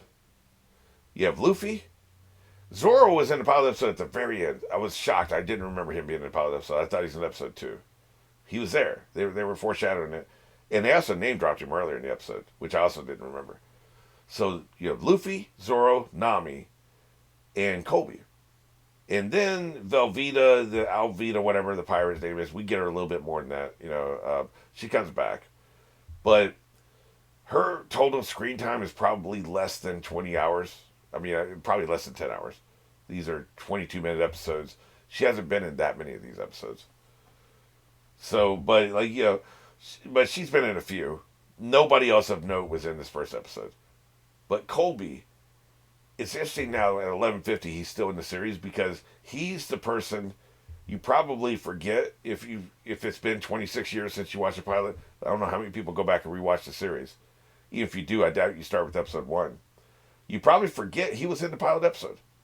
It's crazy. And I'm always obsessed with that kind of thing. I love that kind of thing where it's like, these people were in the pilot episode, and here they are in the series finale. That's such a great... Angel had one of the best bookends I've ever seen. Lindsay, who is not really a major character, was only in the equivalent of about 2 full seasons. He was in a season and a half early, and then half a season late, right? So he was in the equivalent of about 2 seasons of a 5-season series, a series that went 100 episodes. He was probably in 20 or less, yeah, because he wasn't in every episode of season 1. He was only in a handful of those. He was in 20 or less episodes. But he was in the pilot. Just happened to be in the pilot, and there he was in the series finale. 5 years later. I love that shit. I love in House. You had, let me see. There was a lot of important characters that progressed later in the series that were in the final episode. But a lot of the characters who were in the very first episode of House were in the very last episode of House. Most of them. I love that they did it that way. Even if some people had left the show, they brought them back for the finale. Love that shit. So I like that. So I like the pilot episode Dark Horse. The person, like Lindsay, you was in the pilot episode of Angel. You never expected to be in the series long enough to be in the finale. You just don't expect that. So that's cool. I love that shit. So I love that, there are probably hardcore One Piece fans who might miss this question on trivia. Name every character from the pilot episode, the very first episode of One Piece, who also appeared in episode 1150. Name every character. You're going to get Luffy. You're going to get Nami. Some people might got on Zoro. I would have lost on Zoro. Because no way did I believe he was in episode 1. It's so quick, and it's kind of a cheat. He was literally in 10 seconds of the episode. He got name dropped early. He's in the last 10 seconds before they go to the didn't even say to be continued. There's some Japanese symbol. Maybe that was to be continued. I don't know. But now that I think about it, it's odd that you would have English words to be continued at the end of a Japanese anime. Visually. They have to be continued in English. Why the hell would they do that? I don't know. I know they speak English in Japan, but still, when you have it in Japanese, I guess maybe you can export it to America, so you're just trying to help us out a little bit, I guess. I don't know. We're idiots who only have one language, right? I don't know. But you would lose the trivia question of Zoro. Even if you didn't lose that one, there's an equal chance you'd lose the Kobe one. Because he feels like a different character, and for some people, it's been 25 years. Now, maybe, he did have a large role in the pilot, so maybe you would remember that. But, it'd be hard-pressed for a person who didn't recently watch this to know all 4 people. And I just like the idea, that's the core 3. Luffy, Nami, Zoro are the core 3 of the crew. The most interesting members of the crew. And it's also interesting, another thing that's interesting about that is you have Zoro and Nami. Neither one of them liked pirates, and neither one of them wanted to be a pirate, and here they are with the pirate crew, right? It wasn't like some of these, like Usopp, pirate through and through. From the day he was born, he wanted to be a pirate. Jinbe, pretty much a pirate. He's a lot of other things, but he's a pirate. Brook was already a pirate before he died. Chopper is another one that you probably would have never thought he'd be a pirate. So that's a little different. He just wants friends. I don't think he's really internalized the fact that he's actually a pirate for that much. I think he's just, I'm a doctor and I help people and I hang out with my friends. Piracy's not anywhere in his brain, I don't think. His little reindeer brain. So, essentially, the first two members of the crew, the core members of the crew, are the two who didn't want to be pirates from their core. Like, they were dead set against being pirates. Neither one of them just automatically jumped at an opportunity to join Luffy, as I remember it. He kind of had to strong arm both of them into it. It took a while in both cases. So, that's the core group. And I think if the author, and we know how good he is, we know he's a genius, if it hasn't changed too much, I think he probably imagined the last three standing. I don't mean necessarily dead, but on their feet still fighting at the very end of the series. Everybody else is knocked out. We're in a middle of a field. We've had an epic conflict. The last people standing with Luffy, I predict, will be Zoro and Nami. I think the core group survives the series. The more I think about it, because they were the core group. They were in the pilot. You kind of want to see them walk out of the series at the end. Now, Luffy could die. That wouldn't shock me at all. Zoro could die. That wouldn't shock me at all. I would be very shocked if Nami dies. I just don't think that happens. I don't see it happening. But either one of the other two, I could see it. But like, I could also see the three of them being the last one standing. Like, yeah, everybody else has gone on. Jinbe's gone back to the mermaid people. Sanji's opened his restaurant. Chopper's opened up a hospital. Maybe Usopp's dead. And then you got these three. And they're about to go their separate ways. Zoro's about to go start a dojo. Nami's about to open up a map shop. And Luffy's about to get on a ship. And they have one final conversation. They go their separate ways, roll credits. I could totally see that happening. Just the three of them. But this is one of the best pilots I've ever seen. I should probably rank, maybe I'll do that at the end of this video, this podcast.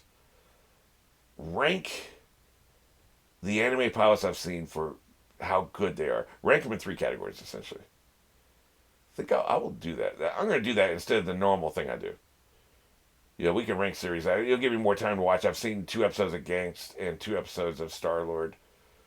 So this will give me an opportunity when I do this next week, because we're also just a week in between episodes of the podcast. So I'll do that. I'll rank series pilots. I'll go record that now and come back for the main topic. But I'll rank series pilots on various categories. So let me go set that up. I'll be back. Alrighty, so I've recorded the last part of this podcast. Now I'm coming back to the main topic. The main topic's going to be short, mostly because the rest of this has run really long, but also simply because like the real main topic is going to be a separate video I do in January that will be like the making the food. But we can still talk about food, and we will. And we have so far in this episode. Mainly I just think food is interesting in general in various cultures. And, you know, Japan is very food obsessed. We've talked about this before. It's food obsessed, so the anime is food obsessed for the most part. But just human beings are food obsessed. Like, it's our prime directive. It's our biological imperative. Beyond having sex, the next thing we care about is food. And typically, even food becomes more important in the short term, at least. Every creature has that biological imperative. The coyotes are going to tear your trash up to get to food. And there's not even really food there. It just smells like there's food. So they're going to tear your trash up. The raccoons are going to tear your trash up. Everybody wants the food. But culturally, as we've developed intelligence, it's become more than that. Food is life, right? So you can give, the thing is, like, when you have somebody in your house, you're expected to offer them something to eat. And that's just an expectation now. Like that, I've seen this on Blue Sky recently. The expectation is going away, and like other countries, like don't necessarily feel that way, which is interesting. I always thought every country is this way, but I saw a discussion about this, and they said that it's crazy that the new culture. First of all, you don't have people in your house very often anymore, but the new culture, the Zoomers, I guess we're calling them, young people, 20 years old, 25 years old, they have their first place, their first apartment, their first house. They have guests over. And don't offer them anything to eat or drink. Now, drink is really common. Can I give you something to drink? That's the first thing I used to always say when you first walk in the house. Hell, I'd be visiting a friend as a 12-year-old, and the parent would offer me something to eat or drink. It's just what you do, right? think we've gone away from that a little bit. At least the younger people. We don't typically have house guests anymore. Usually we meet out somewhere. Like people aren't just knocking on your door and showing up. When you move in, the neighbors aren't coming over with a fruit basket. You can live in a place for years and not even know the neighbors' names. Maybe you nod at each other, give a head nod, maybe you wave a little bit, you know, possibly. But there's no community in that way anymore. So we've gone away from people at your house. Now that we have cell phones, now that we can communicate with each other with cell phones and um, Snapchats and video calls and tweets and skeets and text messaging and all this shit. You don't need to show up to spend time with somebody. You don't need to show up to have a conversation with somebody. You can have a constant day long conversation with them via text. You can have a video call with them where you can see their facial expressions if you need to. So typically, if it's you have to do a shared experience, like you get together so you can watch something, like you get together once a week to watch the latest episode of Plurbius, then you go to somebody's house. Sports, maybe you meet somebody at a bar to watch the sports. So otherwise typically if you want to see someone in person, there's going to be a romantic angle to it. A lot of times that's why you meet in person. The friends will hang out outside the house for the most part. Maybe if they want to, get messed up, like, get high or get, drunk or something, they'll be in the same place. And then if that's the case, then, the refreshments are going to be part of it because you're invited, you're having an event. Like, even with the Pluribus Watch, you have an event, you have pizza, you have brownies or something. So that's part of it, right? But just like somebody swings by to have a quick conversation with you isn't happening anymore. And when they did that, you would offer them something to eat or drink, and typically they'd say no, but the offer would be there. I don't know if we're doing that anymore. And I think we're losing something. We're losing cohesion we're losing community as a race. We have a digital community now, which isn't bound by physical limitations. And so, like, I have a digital community. The people watching this is a digital community. They're leaving comments. We're talking to each other. We have a community with each other. So we're forming new communities that are digital, not physical. The people you talk to most may not even be in your same time zone. They're not going to be in your same county for sure. So they're not going to swing by your house, and if they did, you have nothing to offer them. Older people might. But so like offering food to somebody is a way of saying, I'm going to keep you alive a little longer. In a way, right? Like it's a very nurturing, nourishing thing. It's a physical nourishing. Sometimes it's a way to express affection for somebody. The spouse shows up at you didn't pack a lunch, so the spouse shows up at lunchtime to give you something they just made. The packing lunch boxes for school, sending you with some brownies or something, or sending brownies, or you're sick, so they bring chicken soup by, right? These are the things that happen. This is a way of saying I love you with an object, and it's a relatively cheap way, but it's also unless you just poured it out of a can and heated it up, it's something you made with your own hands. You spent time on this, making this thing, and then you're giving it to this person. I love you, right? Like that, you're saying it with an object, and you're not. It's not. It feels cheap. Here's the thing. Think about this. It makes you feel some kind of way. I said it feels cheap. I started with, but maybe not. But it makes you feel some kind of way when somebody gives you a physical gift. If it's not your birthday, it's not Christmas. It's not Valentine's Day. If it is Valentine's Day, you'd better be in a certain kind of relationship. But then somebody wants to give you something. Here, let me give you this ring. Let me give you this bracelet. Gift of a book is more intellectual, so that's probably okay. Let me give you this painting. Like, you feel some kind of way. You feel like there's an obligation. You feel like there's a string attached. Very rarely do we think there's an obligation or string attached. It's like, let me give you this sandwich. Let me give you these nachos. Let me give you these brownies. You bring donuts into work, and nobody's sitting there thinking that you want something from them. You just brought in donuts. Because it's like some of these business places, every Friday, everybody brings in something. So like maybe somebody bring in some brownies, somebody bring in some bagels, donuts, little bags of chips or something. there's some business places where, with an office community type situation, everybody just brings in something, they put it on the table, and we all just kind of graze from it all day long, right? Like, nobody thinks there's a string attached with food because it's just food is nurturing, but it's also temporary. There's no long term obligation when you give somebody food, unless it's a stray cat, which that's why you never give them food. Give them food once, they're gonna be at your door every day. Cats see strings attached when you give them food. Dogs do.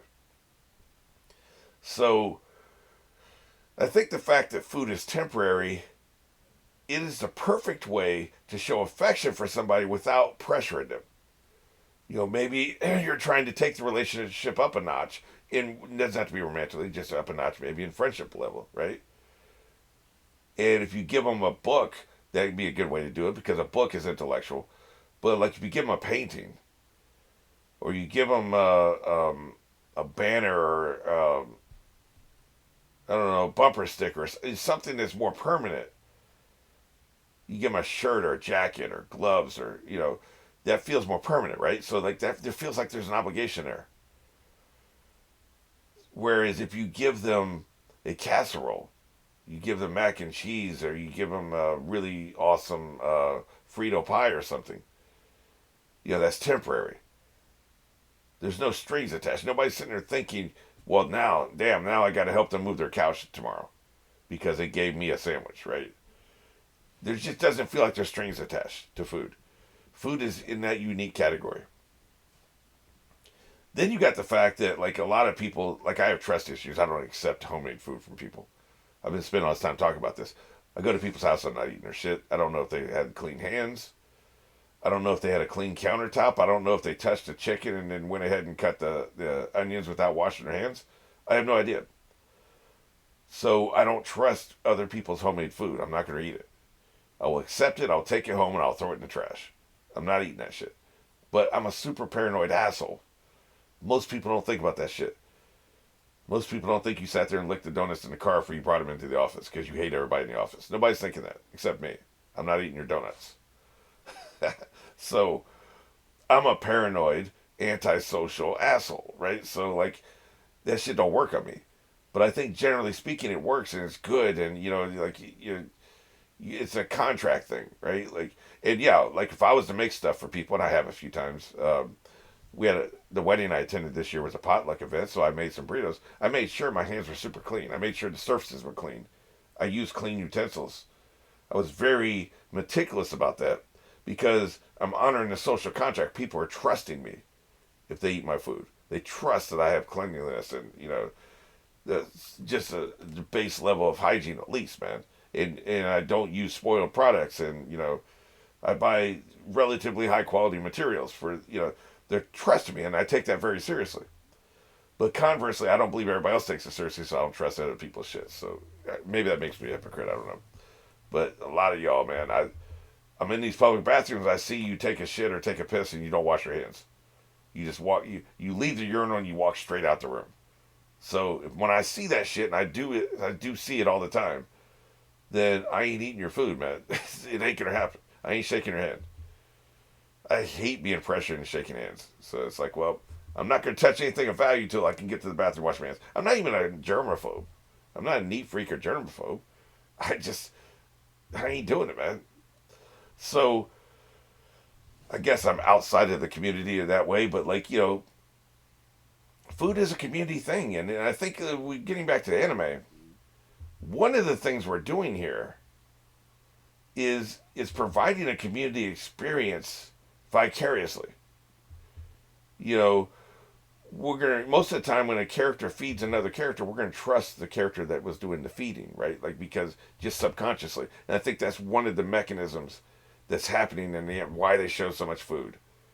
It will have a hey, eat something. There's also an Italian concept. It's deeply ingrained in the Italian culture of you're too skinny, eat more. That's how I show you love. Eat more. You should gain weight. Eat more. This is how I show my love to you. Japan is the only culture that's food obsessed. But I think that if we want to drill into it, one of the reasons food is so pervasive in anime is that they're a food obsessed culture. But another reason it's pervasive is we want to show this character is nurturing this other character. And we want to do it in some way that's not the usual bullshit, let me domestic violence you to show you I care kind of shit, that trope. So I don't know if I've unlocked the mystery. Like, this is my second episode and we're talking about this. Why is it so pervasive in anime? But I think I'm onto something. I think this is why. I'd love to hear your comments on this. But I think most times, especially early in a series, we see protagonists and protagonist is hungry, and then somebody feeds that protagonist, and we're going to feel better about that person that did it.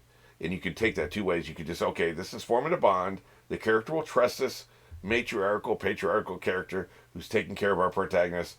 Or you can go the other way, and it turns out that person's evil. And so you pull the rug out from under us. I trusted you. Why did I trust you? I don't even remember. I don't remember that you were serving the meals the last episode. And so that's why I intrinsically trusted you without really interrogating that. So I think it could also be a clever way to subvert expectations and to just fool the audience in a way. But either way, I think it's one of the mechanisms the writers use. And I don't even know it's necessarily conscious. There's so many ways we want to ingratiate a character to the audience. We show them being nice to a kid, being nice to a dog, being nice to a weak person. We show them being polite to somebody they don't have to be polite to. We show them showing empathy to other people. We show them in a good mood to start things off with, or there's these other little more subtle tricks. We show them feeding people, or, taking the kitten out of the tree because he's scared, that kind of thing. So I think I've unlocked the code, but who knows? I mean, let me know what you think. And like I said, we will follow up with this topic. One final follow up will be in January when I can get a chance to hook up with my collaborator. We'll cook something. It's going to be a bonus video. It won't be a Patreon exclusive. I'm just going to put it on the channel. I'll release it with a podcast episode at that point. And finally, we're not doing another animation this particular episode. We kind of already covered that when I was talking so much about Batman in the Q&A. Hot take. Now, this is one I feel so strongly about. I feel like I have a passing vague familiarity with it. I think I may have done this as a hot take early on the second or third episode. I don't think it was the first. It's possible I've done this before. But god damn is it annoying. It's really starting to grate my nerves. And I'm getting really tired of this. So I'm just going to talk about it, even if I've talked about it before. Stop with the goddamn bad guys secretly want you to kill them / solve the problem, stop them. Can we get a goddamn win? Like, I'm so tired of the bad guy, and this was Yu happened twice in Yu. I'm so tired of the bad guy pulled the rug out from under us. I wanted you to win anyway. This happened recently. I can't remember what show I was watching where this happened. That's when I wrote this down. Something will happen to me. It'll be a random Tuesday. There's 9 days before I record a podcast. I'll come in here and write down the hot take. It's like, man, this is pissing me off. So, and then I had a week off. So this was like 2.5 weeks ago I wrote this. I don't remember what prompted this. There was something happening. Something I watched 2.5 weeks ago that just... It may have been My Hero. I've watched the first 4 episodes of the My Hero, or is it first 6? I can't remember. First 4. I've downloaded, I think, up to 7. 8 might actually be out, so I can just do another 4 today. With all this time I have, right? But I'm going to do more soon. I think it's only got 11. They're cruising through the season. I've reacted to the first 4. I've downloaded some more after that, but it might have been that. And they've done that before in that series. They've done it in Naruto. They've done it in... Yu was really bad about it. Where it literally happened twice. I'm just so tired of... even Hunter x Hunter did it. It's like, I want you to get stronger so you'll be a challenge. I want to fight somebody who's a challenge. Fighting fights I know I can win is boring. And, I secretly wanted you to win. And I've talked about the Batman with Riddler and stuff. He secretly wanted him to win. It's just like... Can we just get a goddamn win? Can we win because we're better than you, not because you let us do it because you have some convoluted ass bullshit reason? I think there was a time when this subverted expectations, where the bad guy wanting you to win, you don't think that's what would happen, but like we had Loki doing it back in 2012 in the Avengers, man. I actually wanted to be captured so I could get aboard here and release the Hulk. Like it's always Now it is always just their plan. Like you never win anything. You just follow what their plan was. And I just want the hero to get a knockdown, drag out, simple. I kicked your ass win. You didn't want me to kick your ass, and I kicked your ass. You didn't want me to see through your plan, and I saw through your plan. Not, I only saw through your plan because you wanted me to see through your plan. Can we just knock it off, man? It's just, there was a time when it probably subverted expectations because back then everything was cookie cutter, and you win or you lose, and that's what it is, and everything is as it seems. And then they started being, oh, wait, we won, but they really wanted us to lose. The only one who's ever done that very well was Nikita. The first season of the Nikita reboot that came out, I guess it was about 15 years ago now. Brilliant series. That series is so good. That first season is as good as any other first season I've ever seen of anything. It's that good. It starts to fall off after that. But that first season is beautifully constructed. And so they were winning against the bad guy. But the bad guy is one of the smartest people you've ever seen in your life. He is brilliant. And he's. So you weren't going to keep kicking his ass. But what happened was, like, you beat him like 3 or 4 times in a row. You did 3 or 4 different things where you stopped what he was trying to do, or you just accomplished what you were trying to do that hurts him. And he sat there and he's like, damn, I'm getting my ass kicked. So he responded. And the way he responded was he started losing on purpose. He's like, okay, they're on a winning streak. They're going to get overconfident. Let me let them lose on purpose. And he lost on purpose to achieve his goals. And then and so he flipped it. It started off, he was just trying to take them out. But trying to take them out was getting his ass kicked. They were kicking his ass. So he said, okay, well, let me change my modus operandi. It's like the halftime adjustments. You go into halftime, you're down 21-3. You better change what the hell you're doing on both sides of the ball. So he did. He made some halftime adjustments. And what he did was he made it look like they were winning. And so he can insert a secret agent and do this other shit and set them up and, set them up for the fall and all that shit. And then he revealed it like a couple episodes before the end of the season. He's like, yeah. And he was like doing the physical movements, which I can't duplicate, but he was so good at it. The actor, I can't remember his name, but he was the husband in the first Candyman movie. And he was also in the first couple seasons of 24. You probably know what I'm talking about. Brilliant actor. Brilliant character. One of my favorite fictional characters I've ever seen. Dude, he was playing the 4D chess, 5D chess, man. But he told him, he says, you were getting so good at winning, you didn't even notice when I started losing on purpose. That was such a swerve. It was such a brilliant swerve, and it was a reaction to what was happening. It wasn't, the start of the plan wasn't, hey, I'm going to lose on purpose. That wasn't it. He wasn't trying, but once he was losing, he says, well, let me go ahead and take advantage of me losing, right? That was the only time I've ever seen this done well recently. And by recently, I mean the last 20 years. The Joker did it in the Christopher Nolan Batman movies. Hey, I got arrested on purpose. Man, it took so much trouble they went through so much shit to arrest you. I just don't believe you. And I don't believe the Joker, who supposedly doesn't have any plans, could have such an intricate plan that the man's bomb goes off at the right perfect time so that everything else can happen for the rest of the movie. Like it all was timed out perfectly for this chaotic clown who doesn't even know what he's wearing when he gets up in the morning. We're expected to believe that shit.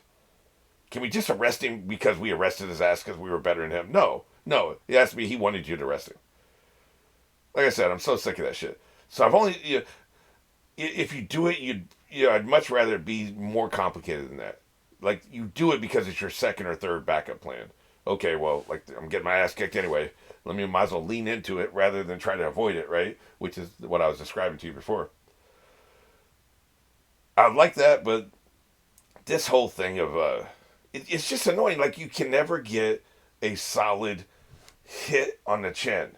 They're always blocking you, or they're ducking out of the way. Like nothing's worse than you're in a fight and you swing 10 times in a row and you can't connect any of it. They keep ducking out of the way or running around the ring, or run to the other side of the ring, or want to hug you. Can we just fight? Can I just hit you in the chin and you hit me in the chin? Can we just have a straight up fight without all this convoluted bullshit? Let me hit you on the chin. Now, it's not in their best interest to let you hit them on the chin. I'm not saying boxers should just stand there and exchange blows, but you reach a frustration point where it's like, damn, can we ever just outsmart this son of a bitch? I know he's really smart. You want him to be really smart when he's a good villain, but like you want your hero to win on their terms. You don't want them to win because that was a bad guy's plan. It's just that works as a subversion of expectations once or twice. We've been doing this for 3 decades now. I'm tired of it, and it's very common in anime, especially when we're just talking. We're not talking about schemes. We're just talking about individual fights. And this is maybe what I'm thinking of what I bitched about before with the hot take was I think it was I was tired of the characters who want to only fight the strongest person and they kind of want to lose. They won't believe they've had a good fight until they lose. That was a related but slightly different take than this one is. Now that I think about it, this is more about the scheming and the plans than the fighting. This can apply to the fighting. But I hate that too. I hate it's like I beat you, but only because you were going to keep fighting somebody until they killed you. You wanted to lose. Like everything's boring until you lose. Nobody. It's so boring that you win every fight, so you just have to lose to somebody. Like that's annoying too. Like that's unsatisfying. But this is a little bit bigger picture than that. I'm more talking about the schemes. You defeated my scheme. You broke my code. You solved the riddle, but only because I wanted you to. Maybe that's what it was. No, it feels like there was a Riddler episode of the Batman anime series where that happened, but that feels like that was longer ago than this. Having said that, let's go ahead and hand off to the rankings, and I'm out of here on this podcast. So, but yeah, the ranking, I've already done it. I've already done that segment. Turned out really well, and I'd love to see your feedback and what you would like me to add to the list. But let me go ahead and hand off to that. Okay, so here we are at the ranking segment of the podcast, and this is not a definitive list. If there's other shows you want me to do this for, I can do this in future podcasts. Just let me know what the show is. If you want me to rank their pilots, I'll save this spreadsheet. Not really a spreadsheet, but you know what I mean. I'll save this table. That's why this is table. I'll save this table, and we can add to it. So just let me know what shows, because this is already going to take long enough. This is just a cursory list I created. This will take long enough as it is. But I'm ranking all the pilots against each other. And I'm going to do it numerically. So the categories are universe, characters, conflict, goal, and then total. So the universe, how well did it... I'm going to rank these based on having just watched that one episode and how much that pilot grips you, okay? So, in other words, how much did they describe the universe that we're in this pilot episode? How much did they define the characters and establish these are the people we're going to be following, whether they likes, dislikes, potential backstory hints. We're not looking for flashback backstory in the first episode, but what kind of people are these? Conflict. What is the conflict? What are we going to be doing in this series? And then the goal. What is the character's goal? Is that defined? So we'll do this for each episode. The One Piece universe is not really well established, but what they establish, they do well. There are pirates. There's the Marines / Navy who's against the pirates.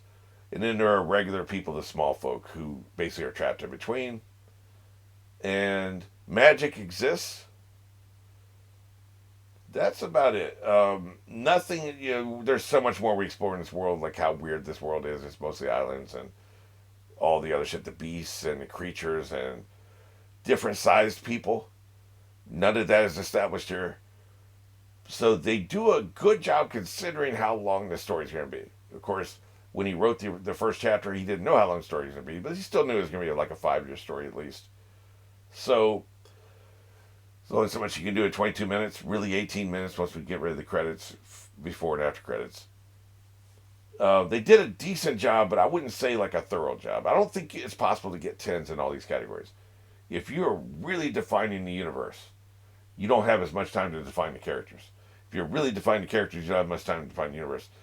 It'd be almost impossible to get 10s in all these. But with that in mind, this is about a 6, I think.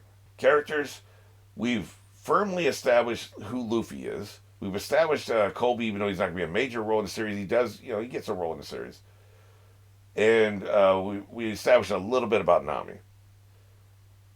But not a super huge amount. Like, all these are 22 minutes, usually 18 minutes of actual content.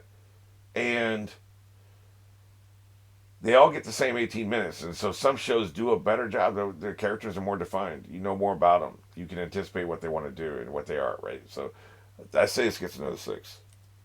Conflict. Well, the conflict is magic users.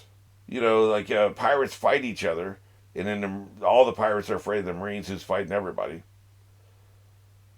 But the overall conflict, nothing about the government's mentioned, nothing about like higher up type pirates and that kind of shit.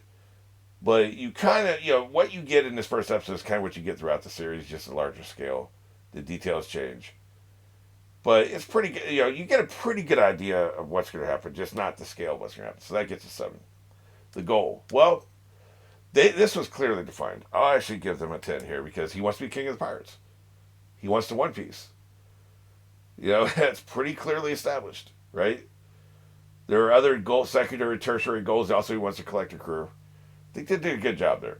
They did a good job with that part. This scored lower than I would have thought, but we take it as it goes, right? This is what it turned out to be. So, all right, Attack on Titan. Universe fairly well established. Like, we know that people live in negated communities. We know that Titans exist, and we know that they're a danger.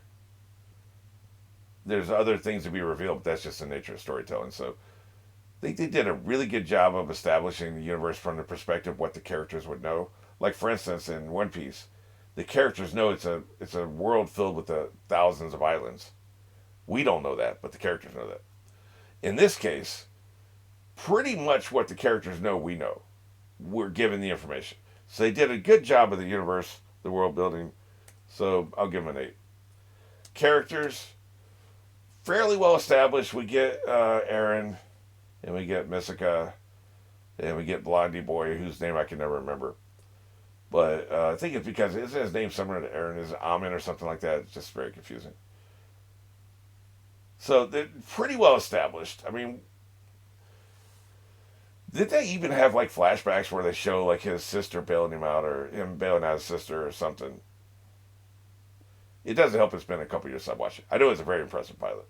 I do remember that. But yeah, I guess we'll give it a 7. The conflict is very well established. Now, it's not the entire conflict of the entire series, but it is most of it. Like, there's shit going on we don't know about. We won't find out about for 3 seasons. So I think that it's fair to say that the conflict is very well established. We see the consequences of the conflict in the very first episode. They knocked that part out of the park. The goal. Well, again, the goal will change over time, but like the goal that makes sense that we can follow why we want to watch episode 2. And that's really what the pilot's all about. The job of the pilot is make you want to watch the next episode. You do that in various ways. Typically, you do it by establishing these things I've talked about here. So, the goal is pretty clear. Like, can we get these monsters to stop eating us, right? So, I think that's pretty well established. I think it's another 10. So, this will, much higher number. It was a great pilot. What was more fun to watch and rewatch? One Piece, clearly. What's a better pound-for-pound pilot? I think it's clearly Attack on Titan. Cowboy Bebop is interesting. They established the universe. They do a really good job of that. They establish the characters, the ones we're going to see anytime soon, get well established. So you have a clear idea who you're dealing with.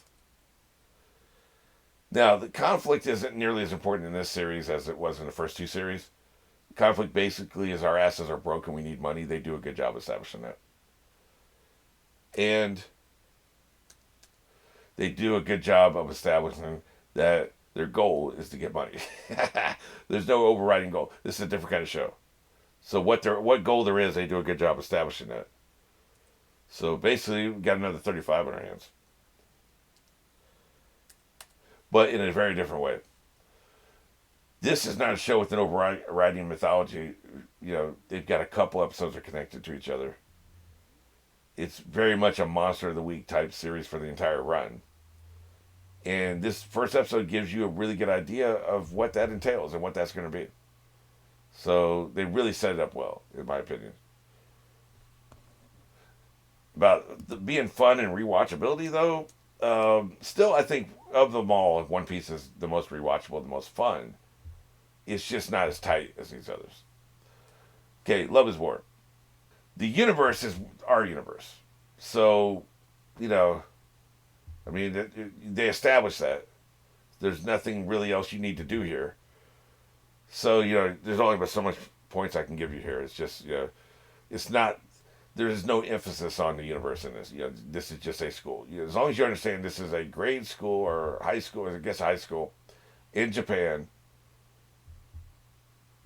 that's all you need to know. So that's what it is. So there's nothing else happening there. The characters, on the other hand, this is a character driven show. And they really, really get you into the heads of the characters very quickly. The narrator is a character, he's in there. So this is where the emphasis show, this is where the show shines, this is what matters as far as the show goes, right? So they nailed that. It is a great pilot for the fact that you really know who the characters are, and the characters are consistent from the pilot episode all the way over until the final episode we've seen, which is only halfway through the manga. Very consistent. It's a great pilot in that respect. As far as the conflict, again, you know exactly what it is. It's baked right there. It's right there in the title. And they double down on that, and you know exactly what you're dealing with here. It's very clear. And the goal is very clear. Like, definitively. You know exactly what the goal is. And you don't know if we're going to make it or not, but you want to be there for the journey of seeing what the goal is. Seeing the goal be achieved, right? Another great pilot. Now, I mentioned this before in this podcast. The Apothecary Diaries is one of the best pilots I've ever seen. Now, again, this is a real-world, non-magical universe, but it's in the past. So you have to do a good job of establishing what the hell's actually going on, cultural norms, society. They do a good job of that. They don't do a perfect job of it. I was confused about, they didn't explain that the kidnappers pretended to be her family so that they could get paid. What I saw on screen seemed to suggest to me that the government was funding kidnapping, essentially, is what it looked like. So they didn't do a good job there. But the rest of it got pretty well established, so I'll give them a 7. Characters very clearly defined. Now we're only having 2 real characters that matter. Like, our girl and the eunuch are the 2 biggest characters that matter. Now, they establish other people that are going to continue throughout, like the concubines and whatever, Gossip Girl and stuff, I think might have been established in this first episode. But the 2 who are going to carry us through the show, the 2 that are on, the last thing we see is these 2 face each other. These are the 2 protagonists of the show. Both are pretty well defined in this first episode. They especially her, because she's narrating, so it's her story. So we really get a good idea of her. They spend their time on that. And that's time well spent. So I'll say a 10. The conflict is a little unclear. I'll be honest with you. Like, if you watch the first episode, what are we going to be doing on a daily basis, a weekly basis, an episodic basis? What are we fighting against? I don't think there's any one thing. So it's nebulous, so it's hard to define. The first episode, I think she solves a case, doesn't she? So it kind of gives you a flavor of what's going to happen. They got to spend some time telling us how she got there, which takes up screen time. So I don't know that we come away from this with a solid idea of what exactly the series is. I went immediately into the second episode, got a better idea there, so it's hard to judge it. It's a great pilot, but I don't know that the conflict or the goal. I would assume the goal would be, let me get paid and get out of here. But then she had an opportunity to leave and not come back, but she came back, right? So the goal is a little undefined as well. I thought I knew what the goal was after one episode, but it turned out not to be true even through the course of the first season. So, I don't know. I guess we could give that an 8. Gintama. Now, this is interesting. It's like Cowboy Bebop. There's no overriding mythology. But, they spend a lot of time in the first episode with the world building. Like, I think they really nailed what the world's like, why it's like that, and what we can anticipate living in this world from week to week, right? I think they did a good job there. The characters, a decent job. We do a lot more exploration into the characterization in future episodes. But this particular episode, I think, had an emphasis on the world building because if the comedy isn't going to land if we don't understand what the hell's going on. We don't understand where we are or why there's cat people walking around. So they had to spend time on that. And I think they did a good job. The conflict, now, comedy conflict is different, but comedically, what I'm going to define that here in this particular series, because it is so comic heavy, is the conflict is what is going to be the driving force of the comedy. Where are we going to get the most comedic energy from? And I think they set the tone for that, and they established that pretty well, so I'm going to give them an 8. Like, they established kind of the types of things that will be making us laugh. They did a decent job of that in this episode. And then the goal kind of feels like Cowboy Bebop in a way, where it's like, we just need to make money and survive. We don't have any overriding mythology. I wouldn't have said maybe, like, for instance, like, we just need to get rid of our alien oppressors, because they don't seem to give a shit about that. All these pilots are really good. I think the weakest pilot in this list is probably Cowboy Bebop. He got a high score, but it's just not the kind of show where you could have taken any of the episodes of the first 10 probably and made them the pilot. Because, there's no clearly defined, this is the beginning of a story. For the most part. Well, although, like I said, it's been a couple years since I've seen it.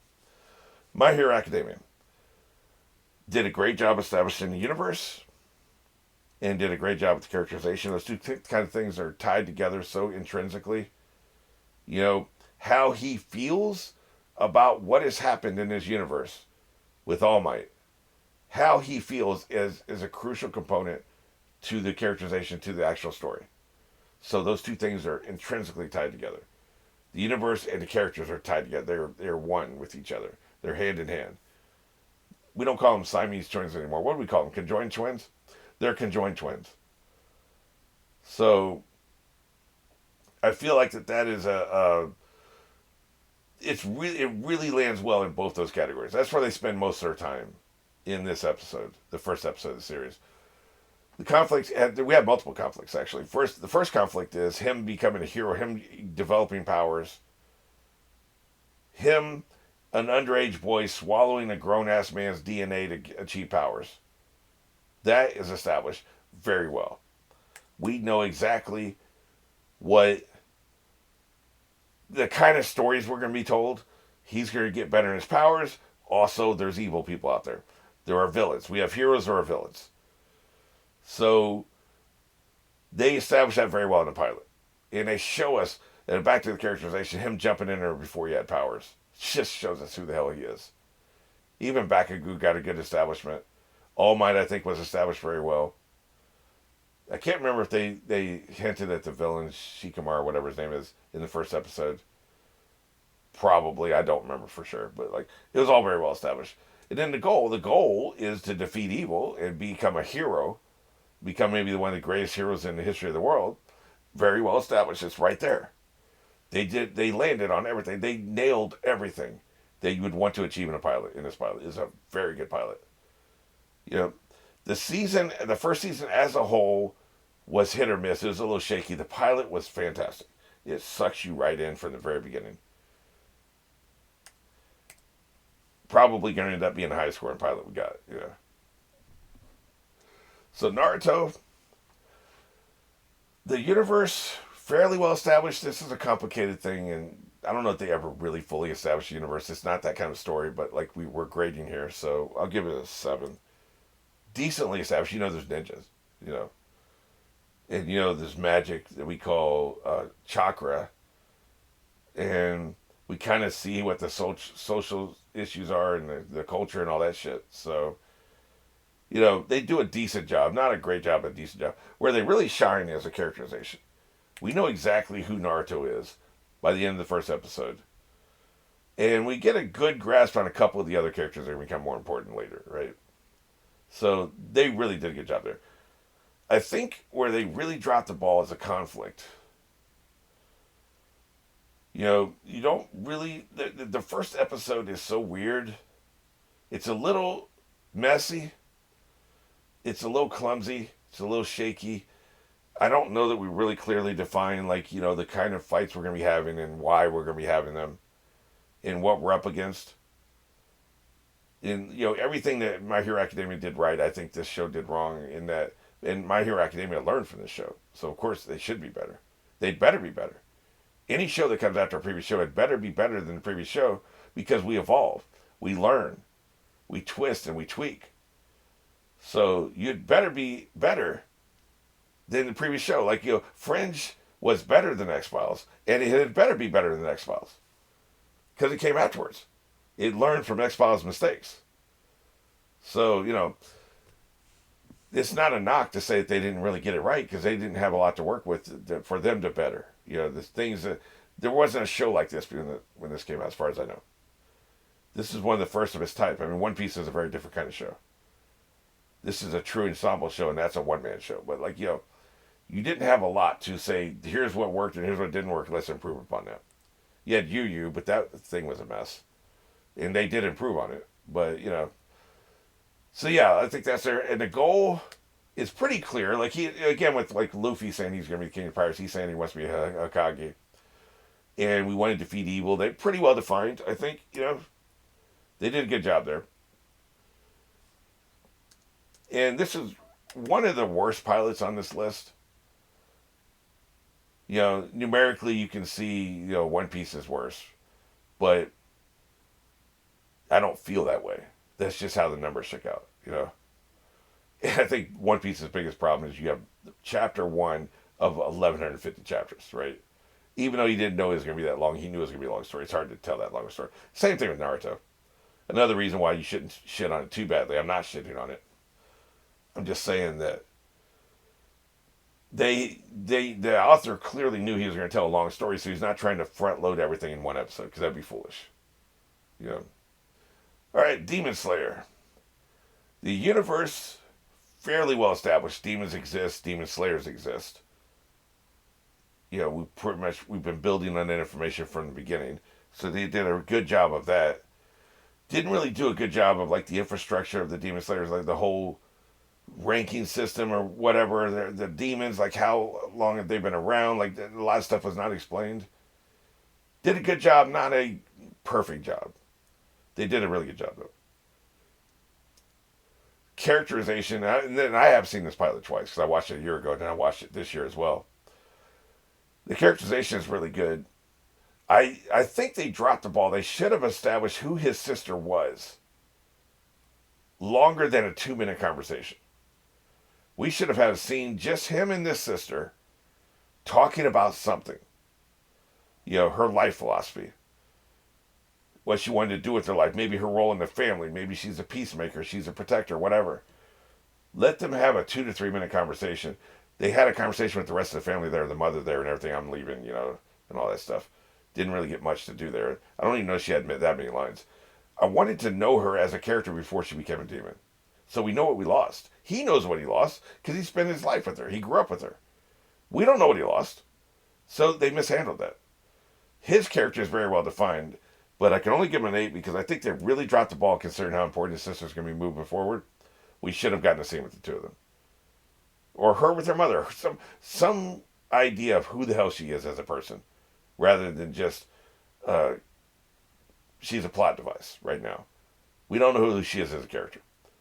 We should have found that out. And I don't even think we've gotten it in flashbacks for the most part. But in the first episode, they did not establish it. Conflict is very clear. Demons suck. We're going to kill them. And the other conflict being, my sister is a demon. That sucks. I don't want you to kill him. So that's a lot of conflict. They established it very well in this first episode. And obviously, hand in hand, the goals are very well established. It feels like conflict and goal are mostly the same number for the most part.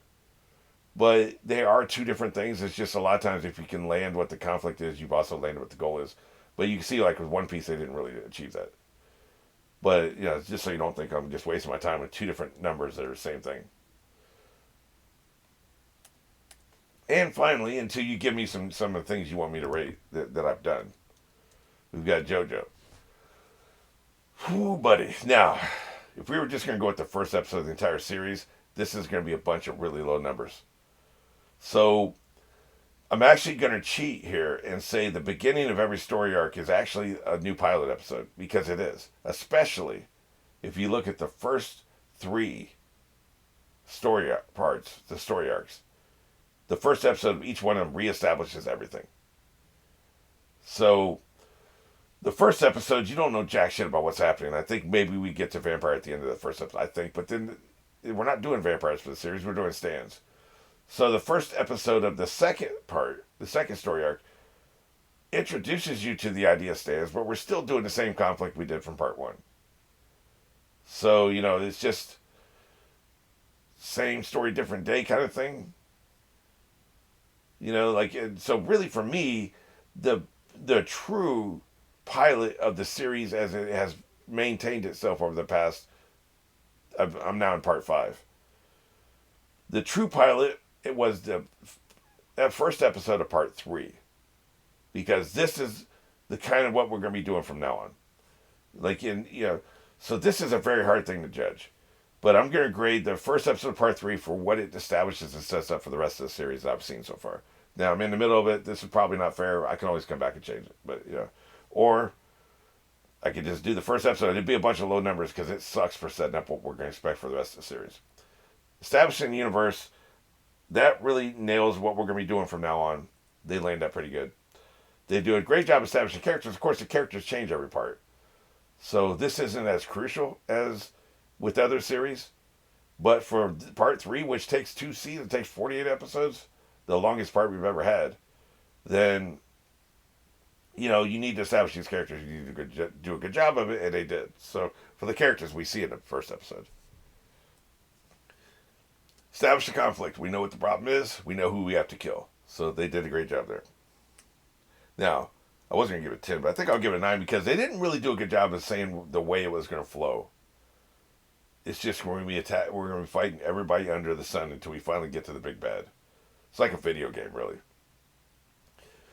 Part 3 of JoJo feels more like a video game turned into a narrative than I've ever seen it. Because it is. It's just you got to beat probably 25 levels to get to the big bad, the boss. Each level is like a different platform, a different environment, a different setting with a different villain, or maybe more than one. It truly is a video game. You got to beat 25 levels to finally get to the big boss. They don't really establish that too well, so we're going to give them a 9 instead of 10. Goal, very clear. They did a good job establishing that. And that gives us 38. So the highest number, I don't think it's the best pilot, and it doesn't even really qualify because of, it's not the pilot of the series. It's just, so we won't really factor that in for the best pilot ever made. The best pilot ever made that I have seen. I'm going to have to go with My Hero Academia. It's not the best show I've ever seen, although I haven't finished it, so you can't really judge until you finish it. It's not the best show I've ever seen, but it's the best pilot. One Piece, I think, is the second best pilot. It's just the most fun. We should have a fun rating here. I don't want to get bogged down in numbers. It's the most fun of any show ever. The first episode is so much fun. So rewatchable. I could watch it again today. I watched it yesterday. It is a lot of fun. It really does set up the show very well. Love is War was a fantastic pilot. It would probably be next, and then maybe Attack on Titan would be next after that. So that's what I think. Let me know what you think the best anime pilot ever is that you've ever seen. Just the single first episode. What's the best one you've ever seen? And let me know what other series you want me to rank the pilot episode of that I've seen. Because I've seen a lot. I probably have seen 3 times as many as what we're seeing here. So just let me know what you think as far as that goes. And that's it for the podcast. So I still have to go back and record the rest of the podcast. But I've done the last segment of the podcast while it was fresh in my mind, while I was thinking about it. Now I'm going to go back and do the rest. So haphazard way to do the podcast, but there we are. So just a reminder, I'm coming back in just a few days. I'm already thinking about that. I won't have time to do a poll, so I'm just going to do a topic of my own, but it'll be drawn from highest vote getters of previous polls that didn't win. So it'll be something that most of you voted on. So it won't just be pulled out of my ass. I'll go back and check out what some people wanted me to check out. So, but that'll be coming in just a couple days.